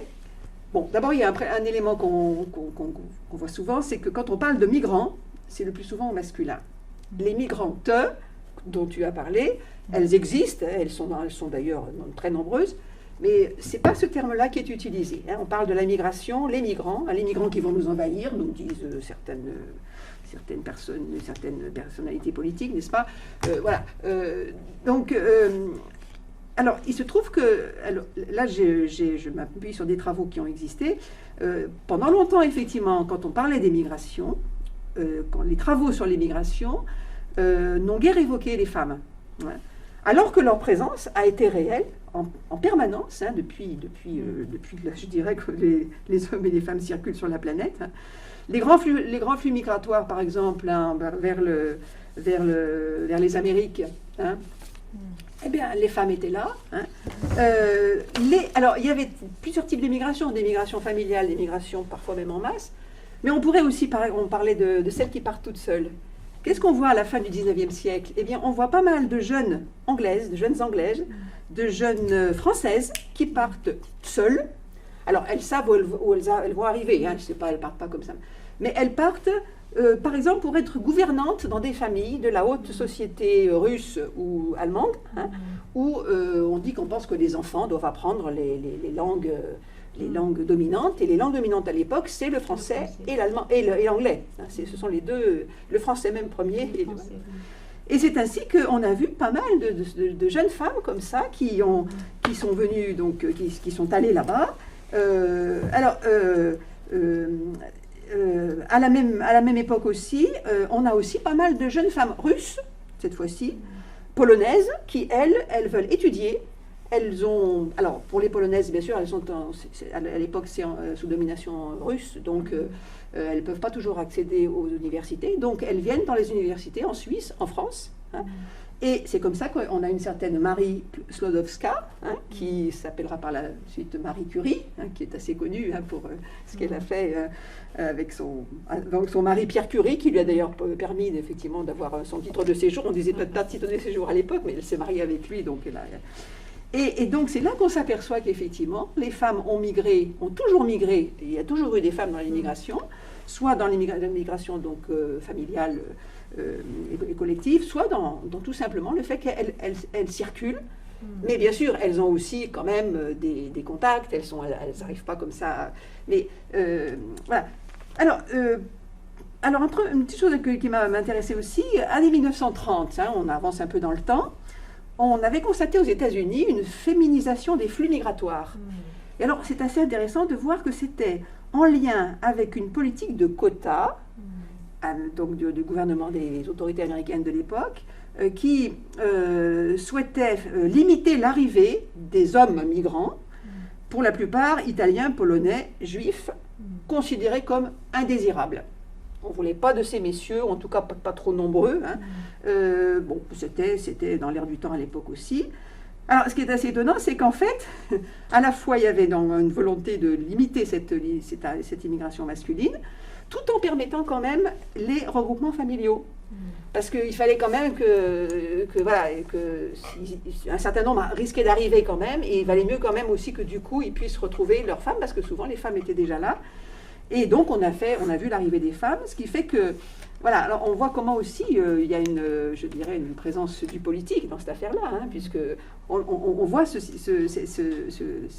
phénomène de féminisation qui est assez rare d'ailleurs, mais bon. Si on avance dans le temps, les années 50-70 en France, les fameuses Trente Glorieuses, c'est un terme qui est un petit peu discuté. Nous avons eu les travailleurs immigrés, hein, ce qu'on appelle les immigrés, ceux qui arrivent en France, venus d'Europe du Sud et d'Afrique du Nord. Et on va voir là, en fait, des femmes qui arriveront aussi, hein, qui arriveront, en particulier des Espagnols, des Portugaises, qui vont se retrouver femmes de ménage. Voilà. Vous savez, c'est ces femmes de ménage qui sont logées dans les chambres de bonne à Paris, hein, en haut des immeubles. Il y avait eu un film assez chouette d'ailleurs qui avait été fait là-dessus, hein, les femmes du 6e, je crois. Hein. Et dont un certain nombre avaient laissé les enfants au pays aussi. Hein. On retrouve vraiment ce que tu as dit. Hein. Et alors, ce qui se disait dans ce que j'ai pu lire, là, c'est que c'est d'ailleurs dans les années 70, d'ailleurs, année quand même très très chargée sur la question des femmes, hein, sur la revendication, les féministes qui arrivent, vraiment qu'on entend de plus en plus, c'est dans ces années-là qu'on a vu que des sociologues avaient commencé à publier des recherches sur les femmes immigrées. Hein. Il y a une espèce de chronologie, hein, du fait qu'il y a un moment, hein, on commence à s'intéresser aux femmes immigrées, enfin qu'on appelle immigrées à l'époque. Si on avance aussi encore un peu dans le temps, années 80-90, on retrouve alors un peu le même type de situation pour les femmes qui arrivent des pays de l'Est, Russie, Ukraine, Roumanie. Hein. C'est un moment un peu compliqué là-bas, hein, en Russie, hein, il y a beaucoup de changements.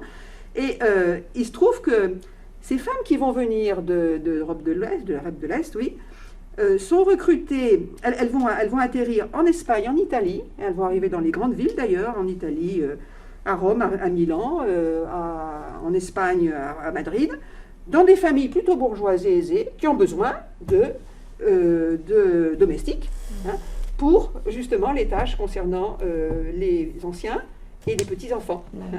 Et c'est intéressant à voir aussi parce que, comme il y a peu de structures d'accueil dans ces pays-là, hein, pour les enfants et pour les... Eh bien, on est bien content d'avoir la dame...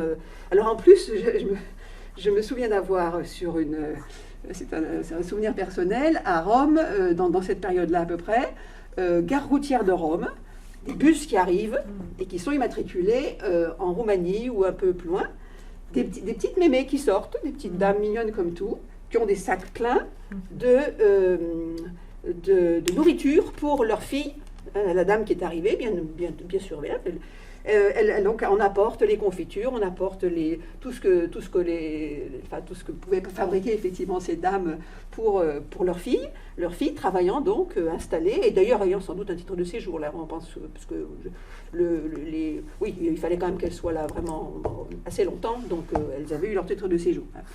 Et alors la chose aussi surprenante aussi, c'était que elles apportaient aussi des petites cassettes qu'on avait enregistrées pour que la maman, enfin la jeune femme, ou pas si jeune que ça, mais puisse entendre la voix de ses enfants. Voilà. Et il y avait comme ça donc des arrangements, des organisations, et les mères et les grands-mères qui étaient en train de faire... il y avait toute une organisation efficace d'ailleurs, et aussi bien sûr l'argent qui devait partir, j'imagine, l'argent gagné, même si c'était un travail domestique, sans doute payé moyennement, mais enfin quand même, les familles avaient sans doute, ces familles donc de bonne société, entre guillemets, avaient de quoi payer. Alors, donc on a aussi cela, et alors, ça m'a fait penser aussi, les femmes des Philippines. Alors, les femmes des Philippines, massivement présentes, mais vraiment ça massivement, c'est le plus gros, enfin, on a dans les études, les comptages qu'on a pu faire, ce sont les Philippines qui sont, le nombre de ces femmes est le plus élevé à l'échelle de la planète quand on regarde, elles travaillent dans les Émirats, dans le Golfe, en Turquie, au Liban, et elles sont vraiment, elles crèvent le plafond, elles sont très très nombreuses, et elles envoient beaucoup d'argent à la famille, elles sont elles sont pourvoyeuses d'argent, de ressources pour leur famille. Alors, une chose qu'il faut rappeler aussi, c'est que, les statistiques nous montrent quand même, grosso modo, que les migrantes sont à part entière, au plan statistique, elles sont aussi nombreuses que les migrants. C'est-à-dire qu'un migrant sur deux est une migrante. Et on le voit très bien dans les statistiques en Europe, en France, et aussi, nous, on le voyait très clairement quand on faisait donc à la CIMAD l'état des lieux sur une année de ce qui s'était passé dans les permanences, et on avait à peu près autant de femmes. Peut-être un petit peu moins de temps en temps, mais on avait quand même autant de femmes que d'hommes. Du coup, là, il y a comme un peu quand même une question à se poser. D'une certaine manière, il y a une faible visibilité dans la façon dont on parle des migrants, et en même temps, les migrantes sont bien tout aussi présentes dans la réalité, elles sont beaucoup plus présentes qu'on ne le pense souvent parfois dans les représentations. Cette visibilité ou invisibilité, en fait, c'est pas tellement la question de la présence des femmes, mais c'est le regard porté sur les migrants en général. Avec les idées reçues, l'homme est mobile, la femme est censée être restée au pays. Ou en tout cas, même si elle n'est pas restée au pays, elle est venue travailler, on ne la voit pas. Donc il y a une sorte d'invisibilité comme ça qui dans les têtes, et du coup, c'est vrai que d'une certaine manière, les migrantes cantonnées dans les tâches domestiques, elles sont un peu visibles. La discrétion dans l'espace public, dont on se dit que c'est aussi une stratégie pour éviter les contrôles. Et puis les dangers de la rue, il y a des stratégies de femmes qui savent très bien qu'il vaut mieux aller là plutôt que là, parce que là quand même on prend des risques. Et puis alors il y a aussi quelque chose qui nous a un petit peu interrogé, c'est toutes les images que vous avez vues à la télévision depuis 2015 de ces bateaux, de ces zodiacs qui traversent la Méditerranée avec évidemment les catastrophes de naufrages. En fait, on s'aperçoit que quand on regarde les images, on a l'impression qu'il n'y a que des hommes. Très souvent, les personnes qui sont sur le bateau, ce sont plutôt des hommes. Et on voit sortir, et ce sont souvent des hommes d'ailleurs africains. Enfin, en général, c'est bon. Et alors, il se trouve que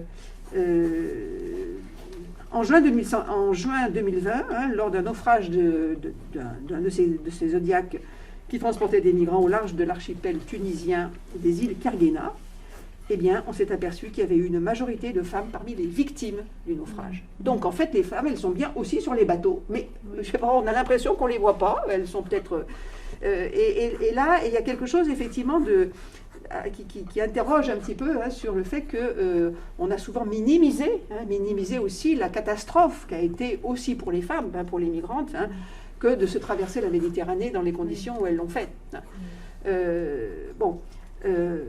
Alors, je dirais aussi que, je reviens à des choses plus générales, on peut aussi rappeler que cette question de l'invisibilité des femmes, elle est au cœur des travaux menés dans le champ de l'histoire des femmes et du genre.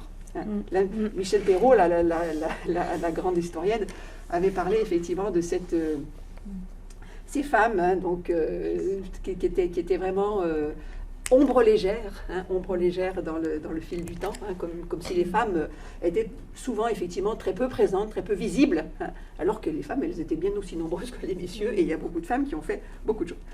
Alors ces femmes, là quand même un élément qu'il faut avoir en tête, c'est les interrogations sur les routes migratoires que ces femmes ont dû prendre, avec parfois quand même beaucoup de dangers.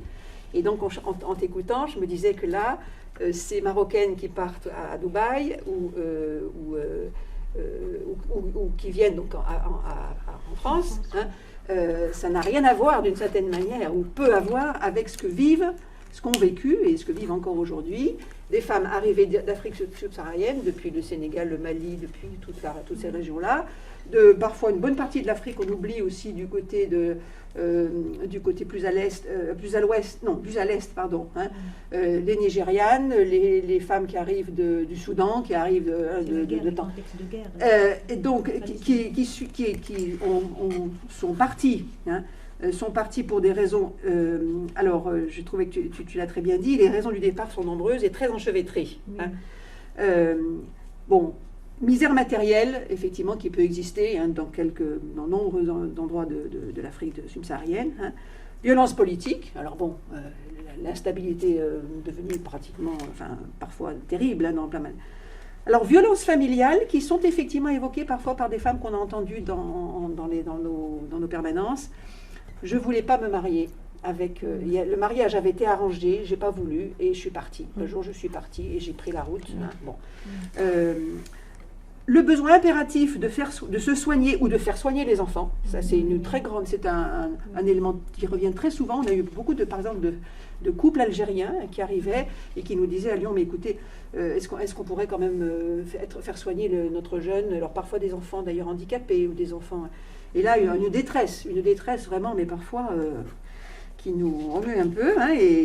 Mais on avait quand même, heureusement, il y avait quand même des réponses qui étaient possibles pour ça. Donc, poursuivre des études, alors ça on en a un petit peu parlé, beaucoup de jeunes femmes, alors là plutôt c'était des femmes des Congolaises, des femmes du Maghreb aussi, qui avaient commencé à faire des études, qui trouvaient, c'était pas toujours très pour elles c'était pas assez nourries, je dirais, et donc elles voulaient venir effectivement faire des études. Sauf que les consulats étaient de plus en plus, depuis quelque temps, de plus en plus restrictifs. Le fait de pouvoir accéder à un visa pour des études, c'est devenu assez compliqué pour beaucoup d'entre elles. Et du coup, ce qui s'est passé, c'est que faute de visa, beaucoup, d'hommes aussi d'ailleurs, mais de femmes, ont pris des routes souvent très longues et très dangereuses, où en fait le seul moyen de pouvoir continuer, fallait passer par les passeurs. Or là, on sait très bien qu'il y a une véritable mafia de passeurs. Le lapsus est révélateur. C'est pas grave, c'est assumé, c'est filmé. Donc, mais bon, les deux, on va dire. Donc, c'est des passeurs. Ceci dit, pendant l'époque des débuts de la CIVAD, les passeurs étaient au contraire des gens très courageux qu'on a montrés comme des gens. J'ai rien dit. Oui, alors les récits qu'on a recueillis dans des entretiens qui sont, par exemple, je vous recommande un bouquin très intéressant, Camille Schmoll, qui est une dame géographe, qui a écrit un très beau livre qui s'appelle Les damnés de la mer, femmes et frontières en Méditerranée. C'est un très beau bouquin qui nous montre effectivement voilà, ce qui a pu se passer et ce qui continue d'ailleurs à se passer aujourd'hui, hein, mais elle a fait ce travail déjà il y a déjà quelques années, mais et en plus c'est très bien écrit, enfin, je ne sais pas, tu le connais sûrement, hein, bon, voilà. Oui, donc dans les recueils récits, les recueils, pardon, recueillis, hein, plutôt les récits recueillis lors des entretiens donc avec des chercheurs, des bénévoles d'associations, c'est vrai que les femmes évoquent, alors avec beaucoup de pudeur, parce qu'on ne demande pas le détail, hein, bien sûr, mais les violences subies en cours de route, harcèlement sexuel, risque de viol, enfin, je dirais une forme de violence permanente, hein, et bien sûr, plus le voyage est long, et plus bien sûr les risques sont élevés. Mais il arrive, et c'est là que je retrouve un petit peu ce que tu as dit, que des femmes parties parfois avec enfants, bien décidées à poursuivre leur voyage, en rencontrent d'autres, tissent des liens, hein, et c'est d'ailleurs c'est ce que Camille Schmoll dit aussi, et c'est comme ça qu'on voit parfois, alors par exemple dans des campements, quand on arrive au Maroc et qu'on est tout près, hein, de Melilla, hein, donc de territoire espagnol, où effectivement, bon, c'est là le passage qu'essayent, hein, beaucoup de gens, des femmes et des hommes, beaucoup d'hommes plus peut-être que de femmes d'ailleurs, parce que on ne les voit pas tellement, les femmes grimper dans ce qu'on a pu voir, grimper sur les grands murs. C'est assez terrible d'ailleurs, ce grand mur. Donc, en fait, ces femmes, par exemple, on voit des femmes. Alors, ça peut être aussi des parents proches ou un contact qu'on a pu avoir. Mais par exemple, des femmes sénégalaises et ivoiriennes, qui ne sont pas de même nationalité, eh ben, vont se retrouver dans des campements et vont faire le possible pour quand même essayer de passer. Et certaines passeront. Alors, elles passeront aussi parfois en s'organisant en groupe assez compact. Et là, les douaniers espagnols, parfois ils laissent passer. Parfois ils laissent passer. Elles trouvent des stratégies de contournement. Elles s'organisent. Elles font bloc quand même. Alors elles prennent pas les murs. Mais elles doivent passer sans doute par ailleurs. Et donc elles se débrouillent. Alors, parfois aussi, il s'agit pour des femmes qui, quand même, ont pu arriver à un aéroport, c'est le cas à Paris, Charles de Gaulle, eh bien, voilà que tout à coup, eh bien, pour une X raison, on leur dit non, vous n'allez pas entrer, vous avez votre passeport, il a l'air d'être un petit peu bizarre. Hein. Et c'est là que, parfois, eh bien, des femmes s'organisent entre elles, vont rester enfermées un temps pendant dans l'aéroport, et puis vont interpeller des associations. On passe par les portables, hein, on se débrouille pour trouver peut-être WhatsApp aussi. Et puis, finalement, elles arrivent, et il a été question effectivement de moments où elles ont pu finalement forcer un petit peu le passage. Enfin bon, c'était pas... mais elles ont enfin, ce que j'ai lu donc, dans un article de cette revue-là, c'est qu'effectivement, elles avaient une capacité d'agir et de se débrouiller pour finalement, pour peut-être convaincre effectivement que, oui, il n'y avait pas de raison qu'elles ne puissent pas quand même, au moins, peut-être qu'il faudrait qu'elles aient par la suite, effectivement, des démarches à faire, mais enfin, elles se sont débrouillées. Et c'est là qu'effectivement, on peut voir effectivement cette détermination et cette... oui, c'est une forme de courage aussi, mais de femmes qui ne cèdent pas et vont dire non, nous voulons passer. Alors il y avait un exemple qui était donné aussi de deux dames, alors là on change de région, hein, de deux dames, il est cité aussi je crois dans ce bouquin-là, une Colombienne et une Dominicaine qui débarquent aussi à Charles de Gaulle. Et elles sont menacées de refoulement, et donc elles vont se débattre aussi, alerter les associations, et elles vont gagner, elles vont pouvoir passer, ce qui est quand même assez impressionnant. Alors, arriver à destination, par exemple en France, hein, les migrantes qui ont pu passer la Méditerranée, qui ont, malgré bien sûr toutes les difficultés rencontrées, le problème c'est que parfois elles vont se voir confrontées à nouveau à des violences. Alors, soit violences qui sont liées aussi à leurs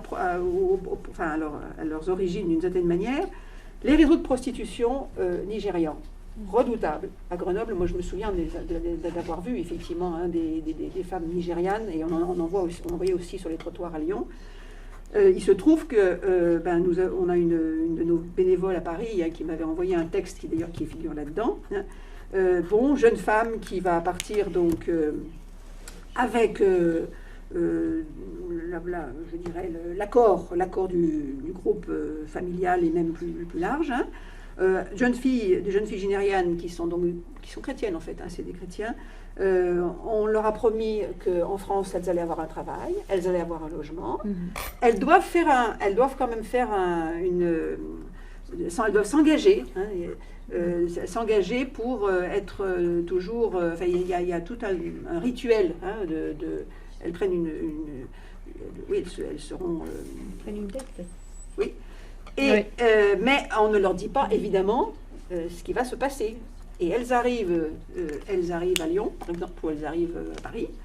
Et là, eh bien, on leur explique que leur travail, ça sera de se prostituer. De se prostituer, et elles vont avoir un mal fou à en sortir. Hein, pour certaines, c'est vraiment une catastrophe totale.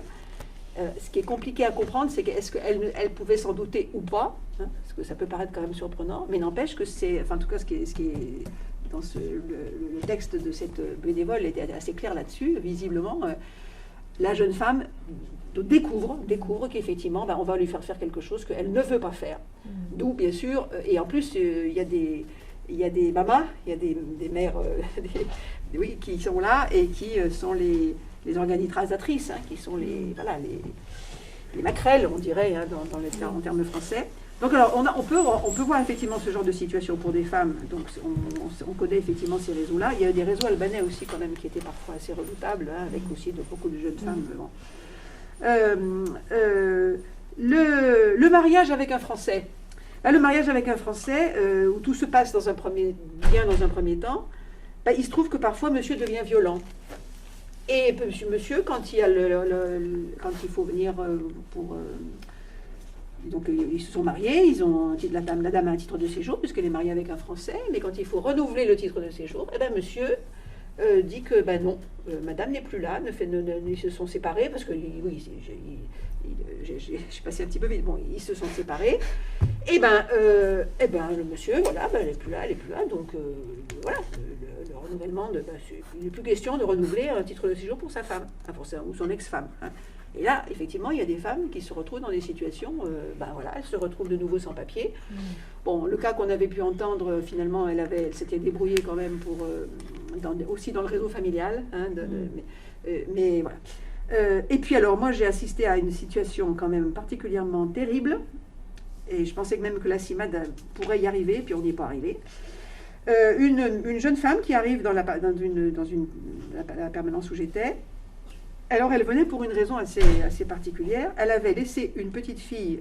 Elle était partie, elle avait fichu le camp, elle était partie, parce qu'il y avait vraiment eu des violences assez fortes. On avait voulu la marier et elle ne voulait pas. Et elle avait pris la route, elle avait pu se débrouiller, elle avait passé dans la Méditerranée, et elle était arrivée à Lyon, et elle avait laissé une petite fille là-bas. Or, sa mère, donc la grand-mère de la petite fille, annonce à sa fille que là, elle est assez inquiète parce que les exciseuses vont passer. Il y a des quartiers, donc c'était de la Guinée-Conakry, c'était une famille de Guinée-Conakry. Il y avait des moments où les exciseuses passaient et faisaient le boulot sur les petites filles. Les petites filles qu'on excisait parfois assez jeunes, hein, à 7-8 ans. Voilà. Et donc c'est la grand-mère qui tire l'alarme et qui dit à sa fille, écoute, il faut absolument que tu viennes chercher ta fille ou on se débrouille pour qu'elle puisse venir en France. Et on savait qu'il y avait un type de visa qui était possible à utiliser pour les urgences risque justement excision. Eh bien, on n'y est pas arrivé. On n'y est pas arrivé. On a fait des courriers. Moi, j'ai eu au téléphone quelqu'un des autorités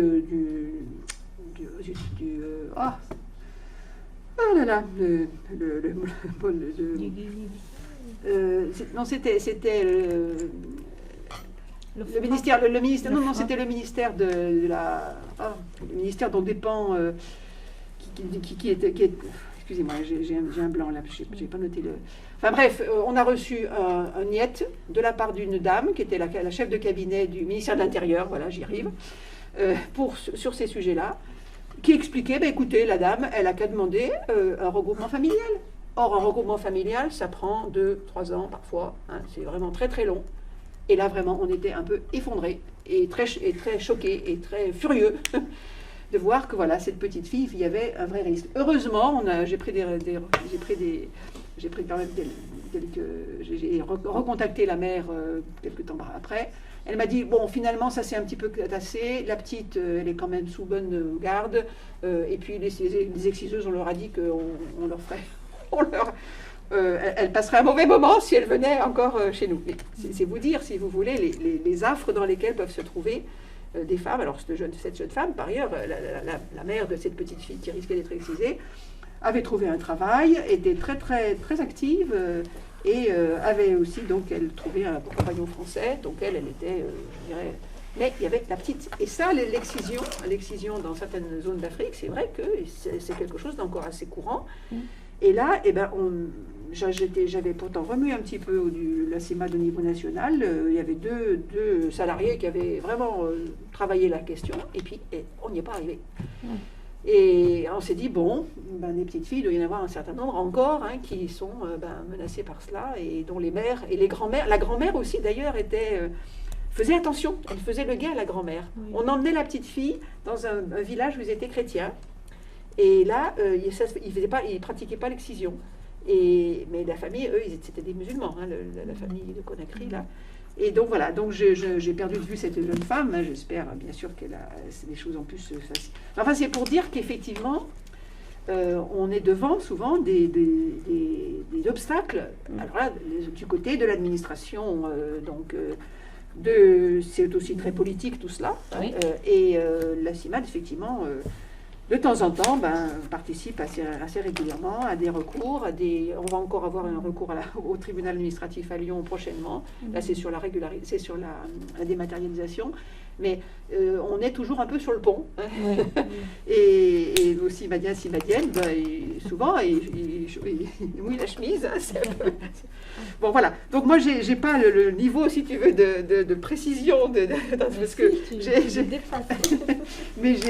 mais je tenais à vous dire qu'effectivement, on essaie et on fait le possible, hein, mais parfois c'est vraiment déchirant pour qu'on puisse quand même faire que, y compris les enfants, hein, mais les enfants, des adultes, puissent mener une vie, je dirais, normale et surtout digne, hein, alors que malheureusement, voilà, on est devant quand même des situations... Mais ceci dit, ces femmes, ou ces hommes aussi d'ailleurs, parce que, oui, à propos d'hommes, puisqu'on parle, on a entendu, il y aura quelque chose tout à l'heure sur un jeune Afghan. Moi, j'ai suivi donc un jeune Afghan, on a pu suivre à deux d'ailleurs avec une dame d'une autre association, un jeune Afghan d'une finesse, vraiment un jeune homme, là, tu disais tout à l'heure, j'avais été frappé par l'attitude vraiment, alors d'une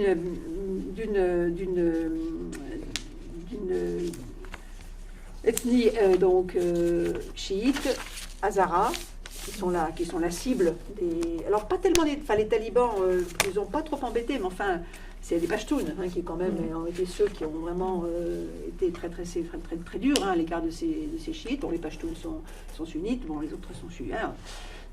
Et ce jeune homme, il a fait une odyssée assez incroyable. Il a été, dans un premier temps, l'OFPRA n'a pas retenu les éléments de son récit, il a été débouté. Et heureusement, il a eu la CNDA, donc la Cour nationale du droit d'asile, qui a donné ce qu'on appelle la protection subsidiaire. La protection subsidiaire qui permet effectivement d'avoir un titre de séjour, hein, mais c'est plus léger hein, que l'asile. Hein. Oui. Mais lui, il était assez réaliste. Hein, il disait, mais de toute façon, une fois que j'ai l'asile, je ne peux plus rentrer au pays. Oui. Et oui, sauf si un décès, un enterrement, enfin, il faut des raisons très très précises. Et ce jeune homme, on le suit. Et il est vraiment d'une extrême finesse et d'une extrême délicatesse. Et je me dis, là aussi, les a priori, hein, tout ce qu'on peut imaginer hein, de ce que c'est que ces Afghans qui devraient être tous qui sont perçus comme des grandes brutes, hein, entre guillemets. Bon, les talibans, c'est vrai qu'ils ont fait des choses.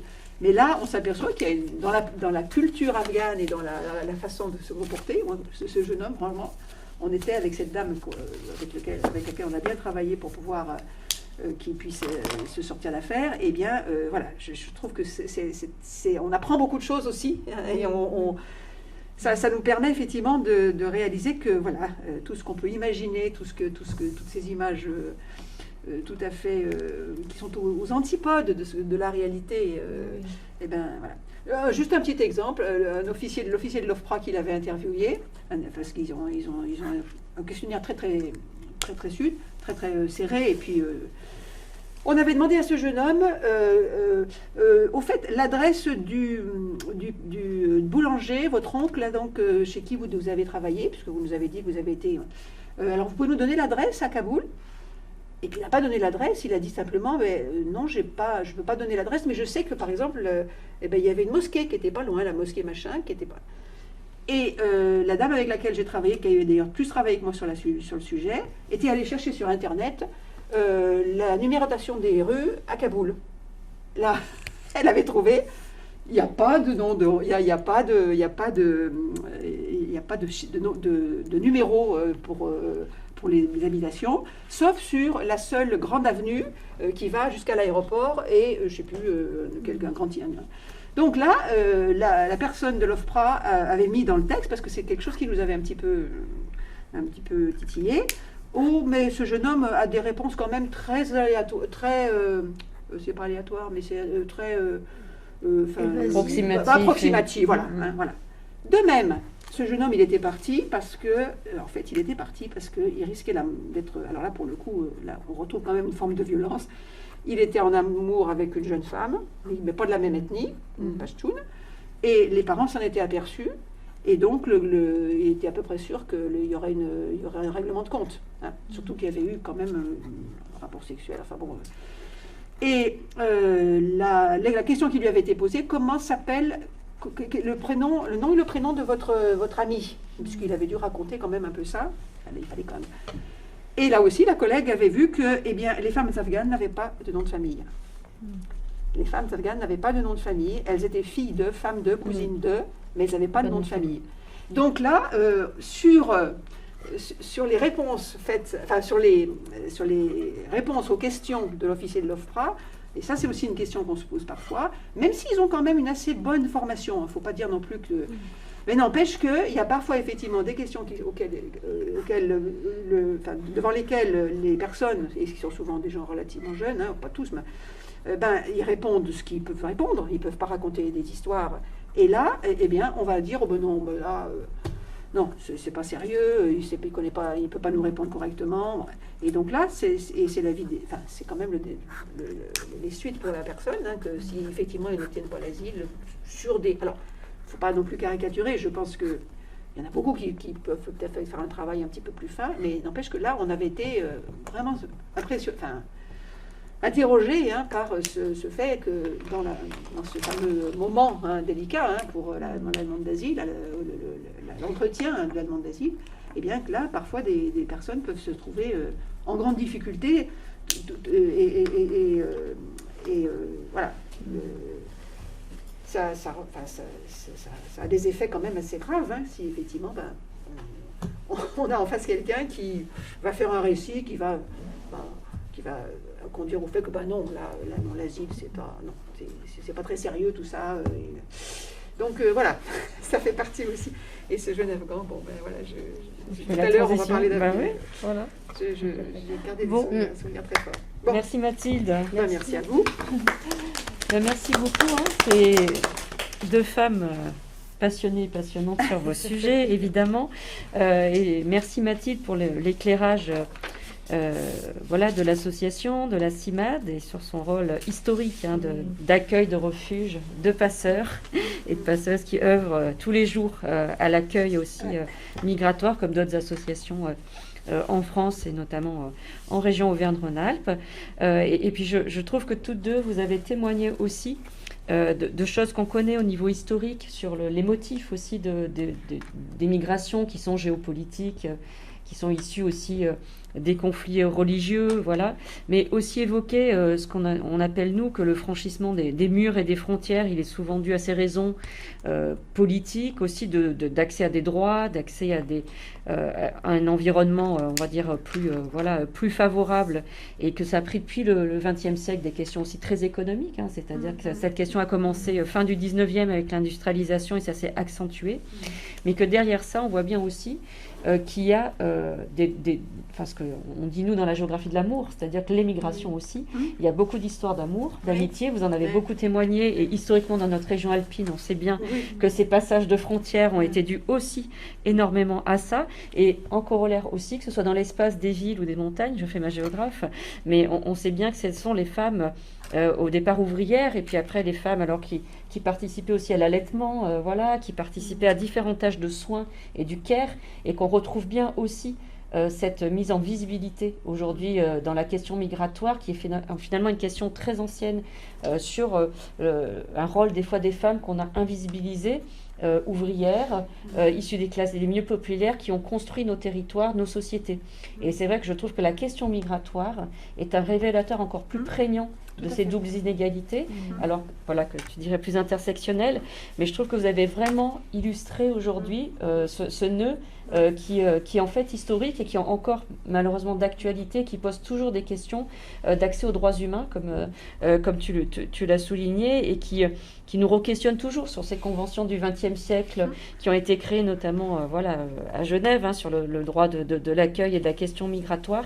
Et on voit bien qu'en plus aujourd'hui, ces frontières, elles ont tendance aussi, comme vous voyez dans l'actualité, hein, à reposer des questions autour de ces murs, hein, qui nous entourent, et ces barrières, et que du coup, effectivement, que ce soit les recherches ou le tissu associatif qui participent de ça en croisant leur expérience dans différents lieux, permet de voir aussi quelque chose de rassurant aussi sur la continuité, effectivement, que ce n'est pas un sujet alors réglé, au sens, il faudrait qu'il le soit, mais en tout cas qu'il y a cette tradition et ces traditions de l'accueil qui sont quand même toujours là, et ça a un côté positif, et c'est devenu aussi intéressant que dans nos environnements académiques, ce soit des objets de recherche travaillés, et ça a été aussi un travail aussi dans nos disciplines, hein, je tenais à le dire, pour que ces sujets qui croisent les questions, alors Michel Perrault évidemment a été cité sur les femmes, mais aussi les questions géographiques, migratoires, avec ce regard sur le genre, ça fait aussi qu'une vingtaine d'années aussi qui sont mises sur le devant de la scène scientifique en termes de débat.